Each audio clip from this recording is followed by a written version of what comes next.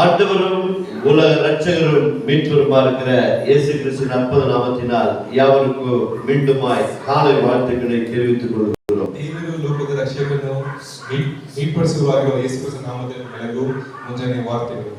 இந்த நாளிலிருந்து சங்கீதம் 91 ஆரம்பிக்கிறோம். ಈ ದಿನದಿಂದ ನಾವು ಕೀರ್ತನೆ 91 ನಾವು ಪ್ರಾರಂಭಿಸಿದ್ದೇವೆ. சங்கீதம் 23 நாம் எடுத்து முடித்திருக்கிறோம். ಕೀರ್ತನೆ 23 ನಾವು ತೆಗೆದು ಮುಗಿಸಿದ್ದೇವೆ. அந்த வசனத்தை நாம் மனப்பாடம் கற்றுக்கொள்கிறோம். ಆ ಒಂದು ಕೀರ್ತನೆ 23 ನಾವು ಬಾಯಿಪಾಠಾಗಿ ನಾವು ಕಲಿತುಕೊಂಡಿದ್ದೇವೆ. நல்லது, ಒಳ್ಳೆಯದು. ஆனால் அதனுடைய உள்ள ಅರ್ಥங்களை புரிந்து கொள்ள வேண்டும். ಆದರೆ ಅದರ ಒಳ ಅರ್ಥಗಳನ್ನು ನಾವು ಅರ್ಥ ಮಾಡಿಕೊಳ್ಳಬೇಕು. இதே போல சங்கீதம் 91 கூட ಇದೇ ರೀತಿಯಾಗಿ ಕೀರ್ತನೆ 91 ಸಹ சங்கீதம் 121 இதேதான். ಕೀರ್ತನೆ 121 ಸಹ ಇದೇ ರೀತಿಯಲ್ಲಿ இந்த மூன்று அதிகாரங்களும் சிறு பிள்ளையிலிருந்து ஞான பள்ளிக்கூடத்தில் கற்றுக் கொடுக்கிறார்கள். ಈ ಮೂರು ಕೀರ್ತನೆಗಳನ್ನು ಸಂಡೇ ಸ್ಕೂಲ್ ಇಂದ ನಮಗೆ ಕಲಿಸಿಕೊಡುತ್ತಾರೆ. ஆனால் இந்த வார்த்தைகளுடைய உள்ளர்த்தம் நமக்கு தெரியுமா? ಆದರೆ ಈ ಒಂದು ವಾಕ್ಯದ ಒಳ ಅರ್ಥಗಳು ನಮಗೆ ಗೊತ್ತಾ? அநேகர் படிக்காதவர்கள் கூட ತುಂಬಾ ಓದದಿರೋ ಜನ ಸಹ இந்த சங்கீதம் 91 மற்றவர்கள் சொல்ல சொல்ல கேட்டு கேட்டு கேட்டு கேட்டு படிக்காதவர்கள் கூட மனப்பாடமாய் பழகிட்டு சொல்லுகிறார்கள்.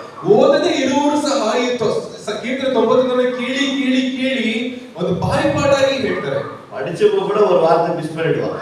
ಓದಿರೋರು ಸಹ ಒಂದು ವಾಕ್ಯ ಮಿಸ್ ಮಾಡಬಹುದು. ஆனா படிக்காதவங்க முழு வசனத்தை பழகிட்டு சொல்லுவாங்க. ಆದ್ರೆ ಓದದೆ ಇರುವವರು ಪೂರ್ತಿ ಕೀರ್ತನೆಗಳನ್ನು ಒಂದು ಸ್ವಲ್ಪ ತಪ್ಪಿಲ್ಲದೆ ಹೇಳ್ತಾರೆ. படித்தவர்களாலும் சரி படிக்காதவர்களும் சரி மனப்பாடம் பண்ணிட்டோம். ಓದುವರಾಗ್ಲಿ ಓದದೇ ಇರೋರಾಗ್ಲಿ ನಾವು ಬಾಯಿಪಾಠ ಮಾಡಿದ್ದೇವೆ. ஆனால் புரிந்ததா என்று சொல்லும் பொழுது ಆದ್ರೆ ಅರ್ಥ ಆಯ್ತಾ ಅಂತ ಕೇಳಬೇಕಾದ್ರೆ புரியல, ಅರ್ಥ ಆಗ್ಲಿಲ್ಲ. ஆபத்து வந்த உடனே தொடர்ந்து வாசிப்போம். ಕಷ್ಟ ಬಂದ್ರೆ ಸಹ ತಮ್ಮದನ್ನ ಬಿಟ್ಟು ಓದ್ಬಿಡ್ತೇವೆ. கர்த்தரும் பார்க்கிறாரு, வசனம் புரிஞ்சிச்சோ இல்லையோ, ಕರ್ತರು ನೋಡ್ತಾನೆ ವಾಕ್ಯ ಅರ್ಥ ಆಯ್ತೋ ಇಲ್ಲವೋ. என் பிள்ளைங்க சங்கீதம் 91 சொன்னதால ஓகே, ನನ್ನ ಮಕ್ಕಳು ಕೀರ್ತನೆ 91 ಹೇಳಿದ್ರೆ ಓಕೆ, அது கிரேஸ், அதாவது கிருபை, ಅದು ಕೃಪೆ. ஆனா அந்த வசனத்தை நல்லா புரிஞ்சுக்கிட்டு ಆದ್ರೆ ಈ ವಾಕ್ಯವನ್ನು ಪೂರ್ಣವಾಗಿ ಅರ್ಥ ಮಾಡಿಕೊಂಡು ஒரு வார்த்தை சொல்லி ஜெபிக்கிறதுக்கு பதிலா 100 ವಾಕ್ಯವನ್ನು ಹೇಳಿ ಪ್ರಾರ್ಥನೆ ಮಾಡೋದಕ್ಕೆ ಬದಲು ஒரே ஒரு வசனத்தை உள்ள இருக்கிற வசனத்தை உங்க சூழ்நிலைக்கு தக்கபடி எடுத்து ஜெபிப்பீங்கன்னு சொன்னால் ನಿಮ್ಮ ಸಿಚುವೇಶನ್ ತಕ್ಕ ಹಾಗೆ ಈ ಒಂದು ವಾಕ್ಯವನ್ನು ನೀವು ಹೇಳಿ ಪ್ರಾರ್ಥನೆ ಮಾಡಬೇಕಾದ್ರೆ அது மிகவும் ஆசீர்வாதமாக இருக்கும். ಅದು ತುಂಬಾ ಆಶೀರ್ವಾದಕರವಾಗಿರುತ್ತದೆ. இதுல ஒரே ஒரு என்ன அப்படின்னு சொன்னா, ಆದ್ರೆ ಒಂದು ಏನಪ್ಪಾ ಅಂತಂದ್ರೆ ருசி பார்க்கணும்.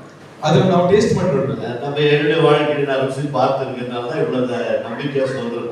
ಅದು ನಾನು ಈ ಒಂದು ಕೀರ್ತನೆ ಸವಿ ನೋಡಿದ್ರಿಂದ ನಾನು ಇದೊಂದು ನಂಬಿಕೆಯಿಂದ ಹೇಳ್ತಿದ್ದೇನೆ. ருசி பாருன்னா என்ன வசனத்தை எப்படியா ருசி பார்க்கிறது? ಸವಿ ನೋಡು ಅಂತ ಹೇಳಿ ವಾಕ್ಯವನ್ನು ಹೇಗೆ ನಾನು ಸವಿ ನೋಡುವುದು? ஒரா தண்ணியை குடிச்சு பாரு, ಒಂದು ನಲ್ಲಿ ನೀರನ್ನು ಕುಡಿದು ನೋಡು, ಬೋರ್ವೆಲ್ தண்ணியை குடிச்சு பாரு. ಬೋರ್ವೆಲ್ ನೀರು ಕುಡಿದು ನೋಡು, ரெண்டு தண்ணி தான், ಎರಡು ನೀರೇ. ஆனா ரெண்டுக்கு வித்தியாசம் நாக்கு சொல்லிடும். ಎರಡಕ್ಕೂ ವ್ಯತ್ಯಾಸ ನಿಮ್ಮ ನಾಲಿಗೆ ಹೇಳ್ಬಿಡ್ತದೆ. வேற யாரும் சொல்ல தேவையில்ல, ಬೇರೆ ಯಾರು ಹೇಳೋದು ಬೇಡ. நீ தண்ணி குடிச்சுன்னா ಬೋರ್ವೆಲ್ தண்ணி இது ಕೊಳ தண்ணின்னு சொல்லிடுவேன். ನೀವು ನೀರು ಕುಡಿದಾಗ್ಲೇ ಬೋರ್ವೆಲ್ ನೀರು ಯಾವುದು ನಲ್ಲಿ ನೀರು ಯಾವುದು ಅಂತ ಗೊತ್ತಾಗ್ಬಿಡುತ್ತೆ. இப்போ நாக்கு உன்னோட கூட எதிர்பார்த்துச்சு, ನಾಲಿಗೆ ನಿನ್ನನ್ನು ಸಹ ಎದುರು ನೋಡ್ತದೆ. ஃபர்ஸ்ட் எல்லாம் கிணறு தண்ணி, ಬೋರ್ವೆಲ್ தண்ணி ஒண்ணு, ಕೊಳ தண்ணி. ಮುಂಚೆ ಎಲ್ಲ ಬಾವಿ ನೀರು ಮತ್ತೆ ನಲ್ಲಿ ನೀರು ಮಾತ್ರ. இப்ப என்ன தண்ணி? ಈಗ ಏನ್ ನೀರು? ஃபில்டர் வாட்டர், ಫಿಲ್ಟರ್ ನೀರು.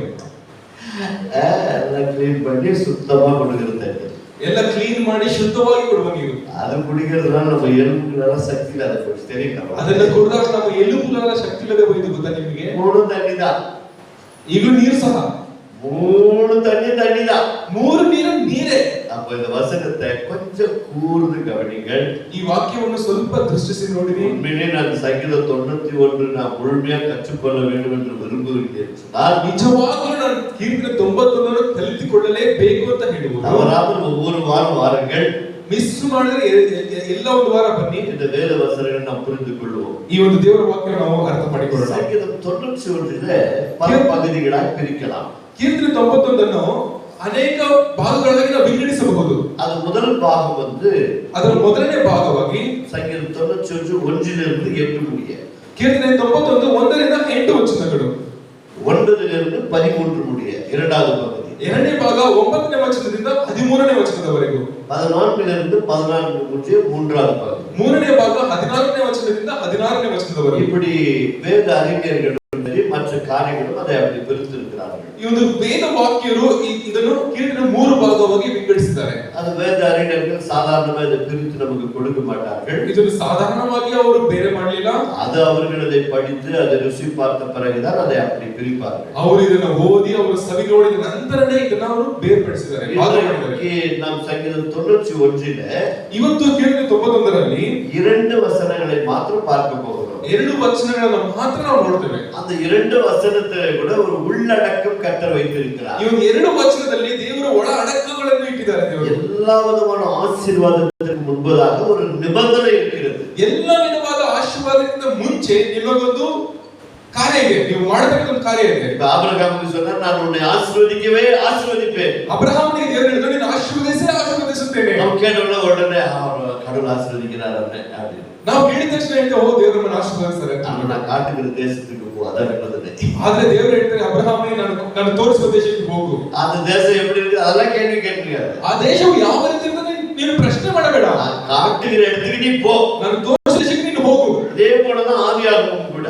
ಇದೇ ರೀತಿ ಆದಿಕಾಂಡವು ಸಹ எல்லாவற்றையும் உண்டாக்கினார். ಎಲ್ಲವನ್ನು ಸೃಷ್ಟಿಸಿದರು. எல்லாவற்றையும் உண்டாக்கி விட்டு ಎಲ್ಲವನ್ನು ಸೃಷ್ಟಿಸಿದ ನಂತರ ஒரே ஒரு நிபந்தனை, ಒಂದೇ ಒಂದು ಕಾರ್ಯ ಹೇಳಿದರು, இந்த கனி சாப்பிடு, இந்த கனி சாப்பிடாது. ಈ ಒಂದು ಇದನ್ನು ತಿನ್ನು, ಇದನ್ನು ತಿನ್ನಬೇಡ. அவ்வளவுதான் நிபந்தனை. ಅಷ್ಟೇ ಒಂದು ನಿಬಂಧನೆ.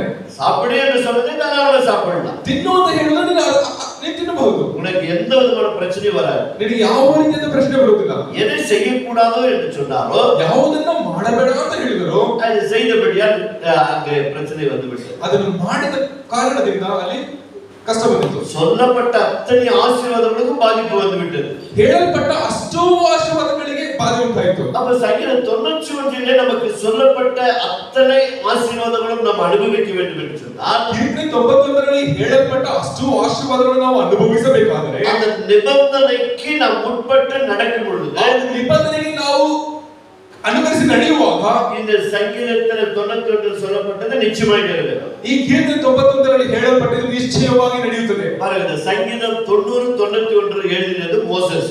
ಈ ಒಂದು ಕೀರ್ತನೆ 90 ಮತ್ತು 91 ಬರೆದವರು ಮೋಸೆ. இந்த ரகசியமும் தெரிஞ்சுக்கணும். ಈ ಒಂದು ರಹಸ್ಯವನ್ನು ಸಹ ತಿಳಿದುಕೊಳ್ಳಬೇಕು. ஒரு மரண வீட்டிற்கு போகும்போது, ಒಂದು ಮರಣದ ಮನೆಗೆ ಹೋಗುವಾಗ சங்கீதம் 90வது சங்கீதத்தை வாசிக்காத விசுவாசிகள் பாஸ்டர் இருக்க முடியாது. ಈ ಕೀರ್ತನೆ 90 ಓದದ ಪಾಸ್ಟರ್ಸ್ ಯಾರು ಇರುವುದಿಲ್ಲ. குறிப்பா 60 வயசுக்கு மேல மரிச்சு விட்டாக அவங்களுக்கு இந்த வசனம் தான் வாசிப்பாங்க. ಒಂದು 60 ವಯಸ್ಸಿನ ನಂತರ ಮರಣ ಹೊಂದಿದರೆ ಒಂದು ಕೀರ್ತನೆ 90 ಓದುತ್ತಾರೆ. சங்கீத 90ல என்ன சொல்லப்பட்டிருக்கிறது? ಯಾಕಂದ್ರೆ ಕೀರ್ತನೆ 90ರಲ್ಲಿ ಏನು ಹೇಳಲ್ಪಟ್ಟಿದೆ? 70 கொஞ்சம் சரீரத்துல பலன் இருந்தா, ಸ್ವಲ್ಪ ಶರೀರದಲ್ಲಿ ಬಲವಿದ್ದರೆ 80 வயசு 80 ವಯಸ್ಸು. அப்ப இன்றைக்கு மரணங்கள்லாம் 80க்குள்ள சந்திக்கப்படும் பொழுது, ಈಗಿನ ಕಾಲದಲ್ಲಿ ಮರಣವಲ್ಲ 80 ವಯಸ್ಸಿನ ಒಳಗಡೆ ಬರುವಾಗ இந்த வசனத்தை வாசிச்ச விஷயம் ஆறுதல் பண்ணிட்டு வந்துடும். ಈ ಒಂದು ವಾಕ್ಯವನ್ನು ಓದಿ ಅವರಿಗೆ ಸಮಾಧಾನ ಪಡಿಸಿ ಬಂದ್ಬಿಡ್ತೇವೆ. எழுதினவர் யாரு? ಬರೆದವರು ಯಾರು? மோசஸ், ಮೋಶೆ. ஆனா இவர் எப்ப மரிச்சாரு? ಇವರು ಯಾವಾಗ ತೀರ್ಕೊಂಡಿದ್ದು? 120ல மரிச்சாரு. 120ರಲ್ಲಿ ತೀರ್ಕೊಂಡ್ರು. இவர் என்ன சொல்லிக்கணும்? ಇವರು ಏನ್ ಹೇಳ್ಬೇಕಿತ್ತು? 120 வாழ முடியுமா? ನೀನು 120 ವಯಸ್ಸಲ್ಲಿ ನೀನು ಬಾಳಬಹುದು ಅಂತ ಹೇಳ್ಬೋದಾಗಿತ್ತು. அவர் உலக பிரகாரம் ஒரு மனிதனுடைய சரீர பலன் இவ்வளவுதான், ಈ ಲೋಕದ ಪ್ರಕಾರ ಒಂದು ಮನುಷ್ಯನ ಶಾರೀರಿಕ ಬಲ ಇಷ್ಟೇ அப்படின்னு சொல்லி அவர் எழுதினார். ಆ ರೀತಿ ಹೇಳಿ ಅದನ್ನು ಬರೆದು ಬಿಟ್ಟರು. ஆனா அவருடைய ஊழியத்தின் அழைப்பே 80 வயசு தான். ಆದರೆ ಅವರ ಸೇವೆಯಲ್ಲಿ ಕರೀವಿಗೆ 80 ವಯಸ್ಸಿನಲ್ಲಿ ಆಗಿತ್ತು. 40 வருடங்கள் வனாந்தர வாழ்க்கை, 40 ವರ್ಷ ಒಂದು ಮರುಭೂಮಿಯ ಜೀವನ. அவருடைய மரணம் 120 வயது. ಅವರದ್ದು ಮರಣ 120 ವಯಸ್ಸಿನಲ್ಲಿ. அப்ப இன்றைக்கு நம்ம உலக பிரகாரம் பார்க்கும் பொழுது, ಈಗ ನಾವು ಲೋಕದ ಪ್ರಕಾರ ನೋಡುವಾಗ எல்லாரும் 80க்குள்ள மரிக்கிறதே இல்லை. ಎಲ್ಲರೂ 80ರ ಒಳಗಡೆ ಸಾಯುವುದಿಲ್ಲ. 100 ವಯಸ್ಸು. நீங்க ஜப்பானீஸ் எல்லாம் பாத்தீங்கன்னா 120 வாழ்றாங்க. ಈಗಿನ ಕಾಲದಲ್ಲೂ ಸಹ ಜಾಪನೀಸ್ ನೋಡಿದ್ರೆ ನೀವು 120 ವರ್ಷ ಬಾಳ್ತಾರೆ. அவங்கெல்லாம் அந்த வேதம் தெரிஞ்சதோ இல்லையோ, ಅವರಿಗೆ ಸತ್ಯವೇದ ಗೊತ್ತಿಲ್ಲವೋ, அவர்கள் தன்னுடைய உடலை எப்படி பேணி பாதுகாக்க வேண்டும் என்று சொல்லி அப்படி ಅವರು ಅವರ ಶರೀರಗಳನ್ನು ಯಾವ ರೀತಿ ಕಾಪಾಡಿಕೊಳ್ಳಬೇಕು ಆ ರೀತಿ ಕಾಪಾಡಿಕೊಳ್ಳುತ್ತಾರೆ. ஏன்னா 969 வருடங்கள் மனுஷன் வாழ்ந்திருக்கிறான் என்று வேதம் சொல்லுகிறது. ಯಾಕಂದ್ರೆ 996 ವರ್ಷಗಳು ಜೀವಿಸಿದಂತ ದೇವರ ವಾಕ್ಯ ಹೇಳುತ್ತೆ.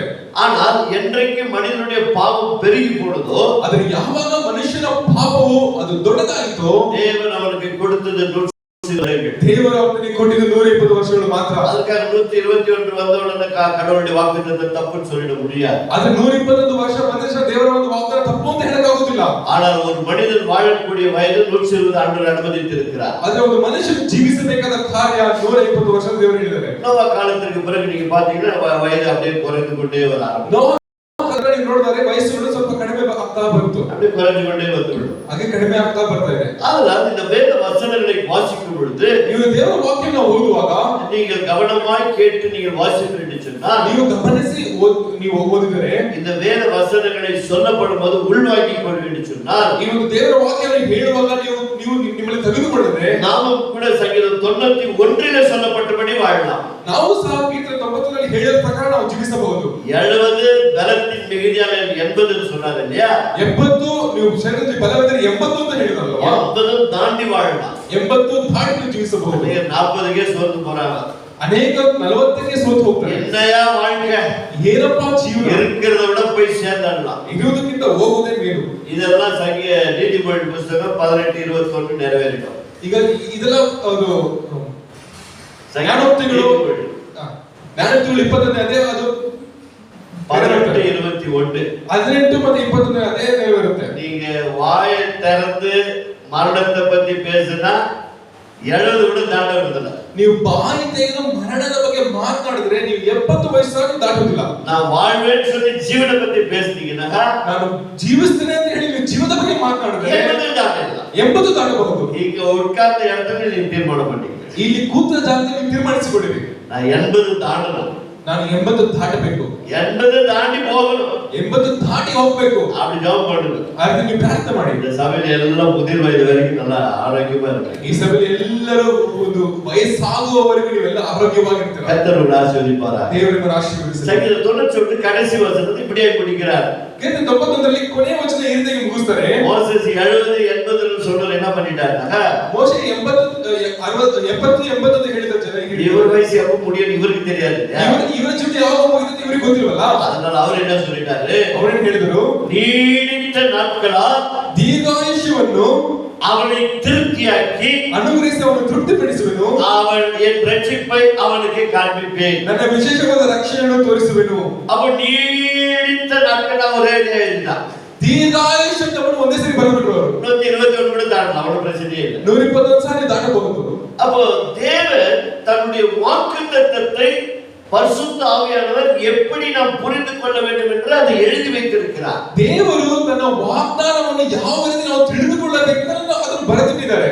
இன்றைக்கு 2 வசனங்களை நாம் தியானிக்க போகிறோம். ಇವತ್ತು 2 ವಚನ ನಾವು ಧ್ಯಾನಿಸ್ತೇವೆ. இந்த 2 வசனத்துக்குள்ள இருக்கிற ஆழமான சத்தியங்களையும் ಈ ಒಂದು 2 ವಚನದಲ್ಲಿ ನಾವು ಆಳವಾಗಿ ಒಂದು ಸತ್ಯ ಕಾರ್ಯವನ್ನು நாம் அறிந்து கொள்ள வேண்டும் சொன்னால் ನಾವು ಅರ್ಥ ಮಾಡಿಕೊಳ್ಳಬೇಕೆಂದರೆ இருக்கிற 14 வசனம் புரிவதற்கு ரொம்ப சுலபமா இருக்கும். ಈ ಒಂದು ಮಿಕ್ಕಿದ 14 ವಚನಗಳನ್ನು ಅರ್ಥ ಮಾಡಿಕೊಳ್ಳಲು ತುಂಬಾ ಸುಲಭವಾಗಿದೆ. எடுத்தவர்கள் சங்கீதம் 91 முதல் 2 வசனங்களை வாசிக்க கேட்டுக்கொள்கிறேன். ತೆಗೆದವರು ಸಂಗೀತ 91ರ 1-2 ವಚನಗಳನ್ನು ಓದಬೇಕೆಂದು ಕೇಳಿಕೊಳ್ಳುತ್ತೇನೆ. உன்னதமானவரின் மறைவில் இருக்கிறவன் சர்வ வல்லவருடைய நிழலில் தங்குவான். நான் கர்த்தரை நோக்கி நீர் என் அடைக்கலம், நீர் என் கோட்டை, என் தேவன், நான் நம்பி இருக்கிறேன் என்று சொல்லுவேன் என்று சொல்லுகிறார். இங்க என்ன சொல்லுகிறார்? ಇಲ್ಲಿ ಏನು ಹೇಳ್ತಾರೆ?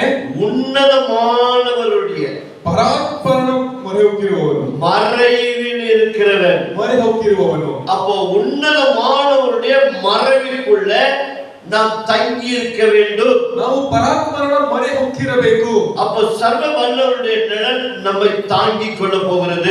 ಸರ್ವಶಕ್ತನ ಆಶ್ರಯ ನಮ್ಮನ್ನು ಸುರಕ್ಷಿತವಾಗಿಡುತ್ತದೆ. அப்போ உன்னதமானவருடைய மறைவில் இருக்க வேண்டியதுதான் நிபந்தனை.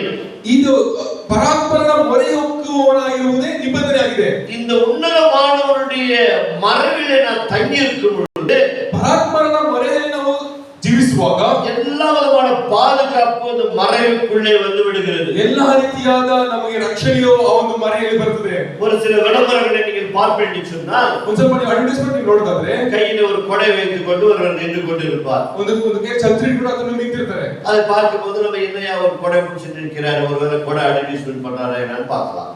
ನಾವು ಆಲೋಚನೆ ಮಾಡಬಹುದು ಅವರು ಛತ್ರಿಯನ್ನು ಅಡ್ವರ್ಟೈಸ್ಮೆಂಟ್ ಮಾಡ್ತಾರೆ ಅಂತ ನೋಡಬಹುದು. ஆனா கரெக்டா நீங்க படிச்சு பாத்தீங்கன்னா ನೀವು ಸರಿಯಾಗಿ ಓದಿ ನೋಡಿದ್ರೆ ஊரெல்லாம் மழை பெஞ்சாலும் ಊರೆಲ್ಲ ಮಳೆ ಬಿದ್ದರು இந்த கொடையை பிடிச்சினா உனக்கு மழை உமால என்ன பண்ணாது ಇವನು ಛತ್ರಿ ಹಿಡ್ಕೊಂಡೆ ನಿನ್ನ ಮೇಲೆ ಏನಾಗುದಿಲ್ಲ வராது. அதான் அந்த அட்வர்டைஸ்மெண்ட். ಅದೇ ಅವನ ಅಡ್ವರ್ಟೈಸ್ಮೆಂಟ್ ಆಗಿದೆ. இந்த கொடையை வாங்கி பிடிச்சிக்கிட்டீங்கன்னா ಒಂದು ಛತ್ರಿನ ಹಿಡಿದು ನೀವು ತಗೊಂಡು ಹಿಡ್ಕೊಂಡ್ರೆ உன் பக்கத்துல மழை பெய்யும், ನಿನ್ನ ಪಕ್ಕದಲ್ಲಿ ಮಳೆ ಬೀಳುತ್ತೆ. ஆனா அந்த கொடை மழையை தாங்கிக்கும்.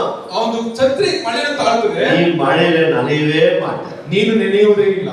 இத கொடைகாரனும் யூஸ் பண்றான், ಇದನ್ನ ಛತ್ರಿ ಮಾಡಿದವನು ಸಹ ಯೂಸ್ ಮಾಡ್ತಾರೆ, இன்சூரன்ஸ் காரனும் யூஸ் பண்றான், ಇದನ್ನ ಇನ್ಶೂರೆನ್ಸ್ ಮಾಡಿದವನು ಸಹ ಯೂಸ್ ಮಾಡ್ತಾರೆ. ஊரெல்லாம் இன்சூரன்ஸ் யாரும் பண்ணலையா? ಊರೆಲ್ಲ ಯಾರು ಇನ್ಶೂರೆನ್ಸ್ ಮಾಡ್ಲಿಲ್ಲಪ್ಪ. நீ இன்சூரன்ஸ் பண்ணிட்டீனாக்கா ನೀನು ಇನ್ಶೂರೆನ್ಸ್ ಮಾಡಿದ್ರೆ ஊருக்கெல்லாம் பாதுகாப்பு இல்லை, உனக்கு மட்டும் நான் பாதுகாப்பு கொடுக்குறேன். ನೋಡಿ ಊರಿಗೆಲ್ಲ ಒಂದು ರಕ್ಷಣೆ ಇಲ್ಲ, ಇನ್ಶೂರೆನ್ಸ್ ತಗೊಂಡ್ರೆ ನಿನಗೆ ಮಾತ್ರ. ಆಸ್ಪತ್ರೆயில வந்து படுத்துட்டீங்கன்னா நான் துட்டு கொடுக்குறேன், கவலைப்படாத. ನೀನು ಆಸ್ಪತ್ರೆಗೆ ಬಂದು ಮಲ್ಕೊಂಡ್ರೆ ನಾನು ದುಡ್ಡು ಕೊಡ್ತೇನೆ ನಿನಗೆ. எவ்வளவு யோசிச்சு எவ்வளவு ஞானமா அதை செய்யறாங்க, ಎಷ್ಟು ಯೋಚನೆ ಮಾಡಿ ಎಷ್ಟು ಜ್ಞಾನದಿಂದ ಅವರು ಅದನ್ನ ಮಾಡ್ತಾರೆ. தேவனுடைய பிள்ளைகளா இருக்கிற நீயும் நானும், ದೇವರ ಮಕ್ಕಳಾಗಿರೋ ನೀನು ನಾನು உன்னதமானவருடைய மறைவிலே நாம் தங்கி இருக்க பிரயாசப்பட வேண்டும். ಪರಾತ್ಪರನ ಮೊರೆ ಹೋಗಿರುವುದಕ್ಕೆ ನಾವು ಪ್ರಯಾಸ ಪಡಬೇಕು. அப்போது அந்த உன்னதமானவர் என்னோடு கூட இருக்கும்போது ಪರಾತ್ಪರನು ನನ್ನೊಟ್ಟಿಗೆ ಇರಬೇಕಾದ್ರೆ அவருடைய அடைக்கலத்திலே நான் புகுந்து விடுகிறேன். ಅದರ ಅಡಕಣದಲ್ಲಿ ನಾನು ನುಗ್ಗುತ್ತೇನೆ. ஆனால் இந்த சங்கீதத்தை எழுதுகிற அந்த சங்கீதக்காரன் என்ன சொல்கிறான் என்று பாருங்கள். ಈ ಒಂದು ಕೀರ್ತನೆ ಬರೆಯುವ ಬರೆಹಗಾರನು ಯಾವ ರೀತಿ ಹೇಳ್ತಾರೆ ನೋಡಿ. நான் கர்த்தரை நோக்கி, ನಾನು ಕರ್ತನನ್ನು ನೋಕಿ, பாருங்கள், அவன் கர்த்தரை நோக்கி, ನಾನು ಕರ್ತನನ್ನು ನೋಡಿ அவன் சொல்லுகிறான், ಅದನ್ನು ಹೇಳ್ತಾನೆ, நீர் என் அடைக்கலம், ನೀನೇ ನನ್ನ ಶರಣನು, என் கோட்டை, ನನ್ನ ದುರ್ಗವು, என்னுடைய தேவன், ನನ್ನ ದೇವರು, நான் நம்பி இருக்கிறேன் என்று ನಾನು ಭರವಸೆ ಬಿಟ್ಟಿರುವೆನು சொல்லுவேன், ಹೇಳುತ್ತೇನೆ. அப்போ இந்த தேவ மனுஷன் ಈ ದೇವ ಮನುಷ್ಯನು கர்த்தரை நோக்கி கூப்பிடும் பொழுது ಕರ್ತನ ನೋಡಿ ಕರೆಯುವಾಗ முழு நம்பிக்கையை அவரை கனப்படுத்துகிறார். ಪೂರ್ಣ ನಂಬಿಕೆಯಿಂದ ಅದನ್ನು ಘನಪಡಿಸುತ್ತಿದ್ದಾರೆ. நீர்தான் என் அடைக்கலம், ನೀನೇ ನನ್ನ ಶರಣನು, நீர்தான் என் கோட்டை, ನೀನೇ ನನ್ನ ದುರ್ಗವು, நீர்தான் என் தேவன், ನೀನೇ ನನ್ನ ದೇವರು, என் வாயை திறந்து நான் சொல்லுவேன். ನನ್ನ ಬಾಯಿ ತೆರೆದು ನಾನು ಹೇಳುತ್ತೇನೆ. அப்போ உன்னுடைய அடைக்கலம், உன்னுடைய கோட்டை, உன் தேவன் உன்னை மறுவிடத்தில் வைத்துக் கொள்ளுகிற இந்த சர்வ வல்லவரை நீ முழுமையாக நம்ப வேண்டும். ನಿನ್ನ ಶರಣನು, ನಿನ್ನ ದುರ್ಗವು, ನಿನ್ನ ದೇವರು ಆಗಿರುವ ನಿನ್ನ ಪೂರ್ಣ ಮನಸ್ಸಿನಲ್ಲಿ ನೀನು ನಂಬಬೇಕು. மனிதர்களை காட்டிலும் உன்னை உண்டாக்கின, உன்னை சிருஷ்டித்த, உன்னை பாவங்களை மன்னித்த தேவனை நம்ப வேண்டும். ಮನುಷ್ಯರಿಗಿಂತ ನಿನ್ನನ್ನು ಸೃಷ್ಟಿ ಮಾಡಲು ನಿನ್ನ ಪಾಪಗಳನ್ನು ಕ್ಷಮಿಸಿದ ದೇವರನ್ನು ನೀನು ನಂಬಿಕೆ ಇಡಬೇಕು. அப்ப இந்த மறைவிடம் எங்கே இருக்கிறது? ಈ ಒಂದು ಮರೆಹೊಕ್ಕಿರುವುದು ಎಲ್ಲಿದೆ? நான் இப்பொழுது தேவனுடைய உன்னதமானவருடைய மறைவிலே தங்கி இருக்க வேண்டும் என்று சொன்னால் நான் எப்படி மறைந்து கொள்வது? ಪರಾತ್ಪರನ ಮರೆಹೊಕ್ಕನ್ನು ನಾನು ಯಾವ ರೀತಿ ನಾನು ಅಡಗಿಸಿಕೊಳ್ಳಬೇಕು? யாரும் பார்க்க கூடாத ஒரு இடத்துல போய் நான் மறைந்து கொள்ள வேண்டுமா? ಯಾರು ನೋಡದಿರುವ ಜಾಗದಲ್ಲಿ ನಾನು ಅಡಗಿಸಿಕೊಳ್ಳಬೇಕಾ? அப்படி அல்ல, ಆ ರೀತಿ ಅಲ್ಲ. யோபு பக்தனுடைய இந்த யோபின் புத்தகத்திலே ஒரு காரியத்தை விவரித்து சொல்லப்படுகிறது. ಯೋಬನ ಪುಸ್ತಕದಲ್ಲಿ ಒಂದು ಕಾರ್ಯವನ್ನು ವಿವರಿಸಿ ಹೇಳಲ್ಪಟ್ಟಿದೆ. எல்லாவற்றையும் அறிந்தவர் தேவனாகிய கர்த்தர் மாத்திரம்தான் என்று சொல்லி, ಎಲ್ಲವನ್ನು ತಿಳಿದವನ ದೇವರಾಗಿರುವ ಕರ್ತನು ಮಾತ್ರ ಅಂತ ಹೇಳಿ. முடிந்தவர்கள் யோபின் புத்தகம் 28ஆம் அதிகாரம் 7வது வசனத்தை 7-8 முதல் வாசிக்கும்படி கேட்கிறேன். ಯೋಬನ 28ನೇ ಅಧ್ಯಾಯ 7ನೇ ವಚನ ಮತ್ತು 8ನೇ ವಚನ ಓದಬೇಕೆಂದು ಕೇಳಿ. ஒரு சில கேள்விகள் கேட்கப்படுகிறது. ಇಲ್ಲಿ ಸ್ವಲ್ಪ ಪ್ರಶ್ನೆಗಳು ಕೇಳಲ್ಪಟ್ಟಿದೆ. அந்த கேள்விகளுக்கு அதனால் பதில் சொல்ல முடியவில்லை. ಆ ಒಂದು ಪ್ರಶ್ನೆಗಳಿಗೆ ಇಲ್ಲಿ ಉತ್ತರ ಕೊಡಲ್ಪಟ್ಟಿಲ್ಲ. ஒரு வழி உண்டு, ಒಂದು ದಾರಿ ಇದೆ, அது ஒரு பட்சிக்கும் தெரியாது. ಅದು ಯಾವ ಹದ್ದಿಗೂ ತಿಳಿಯದು. தேவனுடைய வழி என்று ஒன்று இருக்கிறது, ದೇವರ ದಾರಿಯಿಂದ ಒಂದು ಇದೆ, அது ஒரு பட்சிக்கு தெரியாது. ಅದು ಯಾವ ಹದ್ದಿಗೂ ತಿಳಿಯುವುದಿಲ್ಲ. இரண்டாவது என்ன சொல்கிறார்? ಎರಡನೇದಾಗಿ ಏನು ಹೇಳಲ್ಪಟ್ಟಿದೆ? ஒருவரின் கண்ணுக்கும் அதை கண்டதில்லை, துஷ்ட மிருகங்களின் கால் அதில் படவும் இல்லை, சிங்கம் கடந்து போனதும் இல்லை. ஏனென்று சொன்னால் தேவனுக்கென்று ஒரு வழி உண்டு, ದೇವರಿಗೆ ಒಂದು ದಾರಿ ಇದೆ. மனிதர்களுக்கு பல வழிகள் உண்டு, ಮನುಷ್ಯರಿಗೆ ಅನೇಕ ದಾರಿಗಳುಂಟು. மனுஷனுக்கு தோன்றுகிற செம்மையான வழிகள் உண்டு, ಮನುಷ್ಯನಿಗೆ ಒಳ್ಳೆಯದಾಗಿ ತೋಚುವ ಅನೇಕ ದಾರಿಗಳುಂಟು. அது எல்லாம் கொண்டு போய் மரணத்தில் விட்டு விடுகிறது. ಎಲ್ಲ ತಗೊಂಡು ಹೋಗಿ ಮರಣಕ್ಕೆ ಸೇರಿಸುತ್ತದೆ. ஆனால் தேவனுக்கென்று ஒரு வழி இருக்கிறது, ದೇವರಿಗೆ ಒಂದು ದಾರಿ ಇದೆ, அது சரியான பாதையில கொண்டு போய் விடுகிறது. ಅದು ಸರಿಯಾದ ಮಾರ್ಗವನ್ನು ಸೇರಿಸುತ್ತದೆ. 14வது வசனத்தை வாசிக்கிறேன் கேள்வி. 14ನೇ ವಚನ ಓದಿ ಕೇಳಿಸಿಕೊಳ್ಳಿ. ஆழமானது ಭೂಮಿಯ ಕೆಳಗಣ அது என்னிடத்தில் இல்லை என்கிறது, ಸಾಗರವು ನನ್ನಲ್ಲಿ ಇಲ್ಲ. சமுத்திரமானதும் அது என்னிடத்தில் இல்லை என்கிறது. ಸಮುದ್ರವು ತನ್ನ ಹತ್ತಿರ ಸಿಕ್ಕುವುದೆಂದು ಹೇಳುವುದು. 21 வாசிக்கிறேன் கவனிங்க. 21ನೇ ವಚನ ಓದಿ ಕೇಳಿರಿ. அது ஜீவனுள்ள சகல கண்களும் ஒளிந்தும் ಅದು ಎಲ್ಲಾ ಜೀವಿಗಳ ದೃಷ್ಟಿಗೆ ಅಗೋಚರವಾಗಿದೆ. ஆகாசத்து ಕಾಗೆಗೂ ಪರವೆಗೂ ಮರೆಂದು இருக்கிறது. ಆಕಾಶದ ಪಕ್ಷಿಗಳಿಗೆ ಮರೆಯಾಗಿದೆ. நாசமும் மரணமும் நாங்கள் எங்கள் காதுகளிலே மாத்திரம் அதன் கீர்த்தியை கேட்டோம் என்கிறது. ನಾಶವನ್ನು ಮರಣವನ್ನು ನಮ್ಮ ಕಿವಿಯಿಂದ ಮಾತ್ರ ಕೇಳಿದೆವು ಅಂತ ಹೇಳಲ್ಪಟ್ಟಿದೆ. இப்ப யாரை கேட்டாலும் எல்லாருக்கும் தெரியாது என்று சொல்லுகிறார்கள். ಯಾರನ್ನ ಹೋಗಿ ಕೇಳಿದ್ರು ನಮಗೆ ಗೊತ್ತಿಲ್ಲ ಅಂತ ಹೇಳ್ತಾರೆ. அந்த வழி எங்களுக்கு தெரியவில்லை என்று சொல்லுகிறார்கள். ಈ ಮಾರ್ಗವನ್ನು ಅಂತ ಹೇಳ್ತಾರೆ. வேண்டும் என்று சொன்னால் நாசமோசத்தை சென்று கேட்டா சொல்லுவோம், நாங்க இப்படி நாசமாயினோம், இப்படி மோசமாச்சு, இப்படி இதாயிடுச்சு, இப்படி அதாயிடுச்சுன்னு சொல்லுவோம். ನಾಶ ಮೋಸ ಬಗ್ಗೆ ಕೇಳಿದ್ರೆ ಅವರು ಹೇಳಬಹುದು, ನಾವು ಈ ರೀತಿ ಹಾಕಲ್ಪಟ್ಟಿವಿ, ಈ ರೀತಿ ಮೋಸ ಪಟ್ಟವೆ ಅಂತ ಹೇಳಬಹುದು. ஆனா அந்தரங்க காரியங்களை கேட்கலன்னு சொன்னா எங்களுக்கு தெரியாது. ಆದ್ರೆ ಅಂತರಂಗ ಕಾರ್ಯಗಳನ್ನು ಕೇಳಬೇಕಾದ್ರೆ ಅದು ನಮಗೆ ಗೊತ್ತಿರೋದಿಲ್ಲ. 23வது வசனம். 23ನೇ ವಚನ. தேவனே அதன் வழி அறிவார். ಅದನೊಬ್ಬನೇ ಭೂಮಿಯ ಕಟ್ಟಳೆಗಳನ್ನು ತನಗೆ ದೃಷ್ಟಿಸಿ அதன் ஸ்தானம் அவருக்கே தெரியும். ಆಕಾಶದಲ್ಲಿ ಸಮುದ್ರವನ್ನು ನೋಡುವವನಾಗಿದ್ದಾನೆ. வேற யாருக்கும் தெரியாதுங்க. ಬೇರೆ ಯಾರಿಗೂ ಗೊತ್ತಿರೋದಿಲ್ಲ. ஒரு மனிதனுக்கும் தெரியாது. ಒಂದು ಮನುಷ್ಯನಿಗೆ ಗೊತ್ತಾಗುವುದಿಲ್ಲ. உன்னை நீயே தெரிந்து கொள்ள வேண்டும் என்று சொன்னார். ನಿನ್ನನ್ನು ನೀನೇ ಅರ್ಥ ಮಾಡಿಕೊಳ್ಳಬೇಕಾದ್ರೆ அமர்ந்திருக்கிற தேவ பிள்ளைகளே, ಕೂತಿರುವ ದೇವ ಮಕ್ಕಳೇ, உன்னை நீ சில காரியங்கள் உன்னை அறியாமல் செய்து கொண்டிருக்கிற காரியங்களை தெரிந்து கொள்ள வேண்டும் என்று சொன்னார். ನಿನಗೆ ನಿನ್ನನ್ನು ತಿಳಿಯದೆ ಮಾಡುತ್ತಿರುವ ಕೆಲ ಕಾರ್ಯಗಳನ್ನು ಅರಿತುಕೊಳ್ಳಬೇಕಾದರೆ சங்கீதம் 139 ಕೀರ್ತನೆ 139 ரொம்ப ಜಾಸ್ತಿ ಇಲ್ಲ வேண்டாம், ತುಂಬಾ ಜಾಸ್ತಿ ಬೇಡ. 2வது வசனம் 4வது வசனத்தை பார்த்தீங்கன்னாவே போதும். 2ನೇ ವಚನ ಮತ್ತು 4ನೇ ವಚನ ನೋಡಿದ್ರೆ ಸಾಕು. இப்போ நீங்க அமர்ந்து கொண்டு ಈಗ ನೀವು ಇಲ್ಲಿ ಕೂತ್ಕೊಂಡು என்ன நினைத்து கொண்டிருக்கிறாய் என்று ಏನನ್ನು ನೀನು ಯೋಚಿಸುತ್ತೀಯಾ ಅಂತ ಹೇಳಿ பக்கத்தில் இருக்கிறவங்களுக்கு தெரியாமல் இருக்கலாம். ನಿನ್ನ ಪಕ್ಕದಲ್ಲಿರೋರಿಗೆ ತಿಳಿಯದೇ ಇರಬಹುದು. பேசிக்கொண்டிருக்கிற எங்களுக்கு தெரியாமல் இருக்கலாம். ನೀನು ಮಾತನಾಡುವುದು ನಮಗೆ ತಿಳಿಯದೇ ಇರಬಹುದು. ஆனால் நீ என்ன நினைக்கிற என்பதை ಆದರೆ ನೀನು ಏನು ಆಲೋಚನೆ ಮಾಡ್ತಿದ್ದೀರಿ? தூரத்தில் இருக்கிற பரலோகத்தில் இருக்கிற தேவன், ಪರಲೋಕದಲ್ಲಿರುವ ದೇವರು உன் நினைவுகளை அறிந்திருக்கிறார். ನಿನ್ನ ಆಲೋಚನೆಗಳನ್ನು ತಿಳಿದಾತನಾಗಿದ್ದಾನೆ. நீ அமர்ந்து கொண்டு என்ன நினைத்து கொண்டிருக்கிறாய்? ನೀನು ಇಲ್ಲಿ ಕೂತ್ಕೊಂಡು ಏನು ಯೋಚನೆ ಮಾಡ್ತಿದ್ದೀಯಾ? வசனமுனக்குள்ளே போகிறதா? ವಾಕ್ಯದ ಒಳಗಡೆ ಹೋಗ್ತಾ அந்த ಇದೆಯಾ? உலகத்தின் காரியத்தை இங்கே போக வேண்டும், அங்கே போக வேண்டும் என்று நினைத்து கொண்டிருக்கிறாய். ಆದರೆ ಈ ಲೋಕದಲ್ಲಿ ನಾನು ಅಲ್ಲಿಗೆ ಹೋಗಬೇಕು, ಇಲ್ಲಿಗೆ ಹೋಗಬೇಕು ಅಂತ ಯೋಚನೆ ஒரு ಮಾಡ್ತಿದ್ದೀಯಾ? மணிப்பொழுது யோசித்து பார். ಒಂದು ಕ್ಷಣ ಯೋಚನೆ ಮಾಡಿ ನೋಡು. இந்த செய்தி உனக்காக கொடுக்கப்படுகிறது.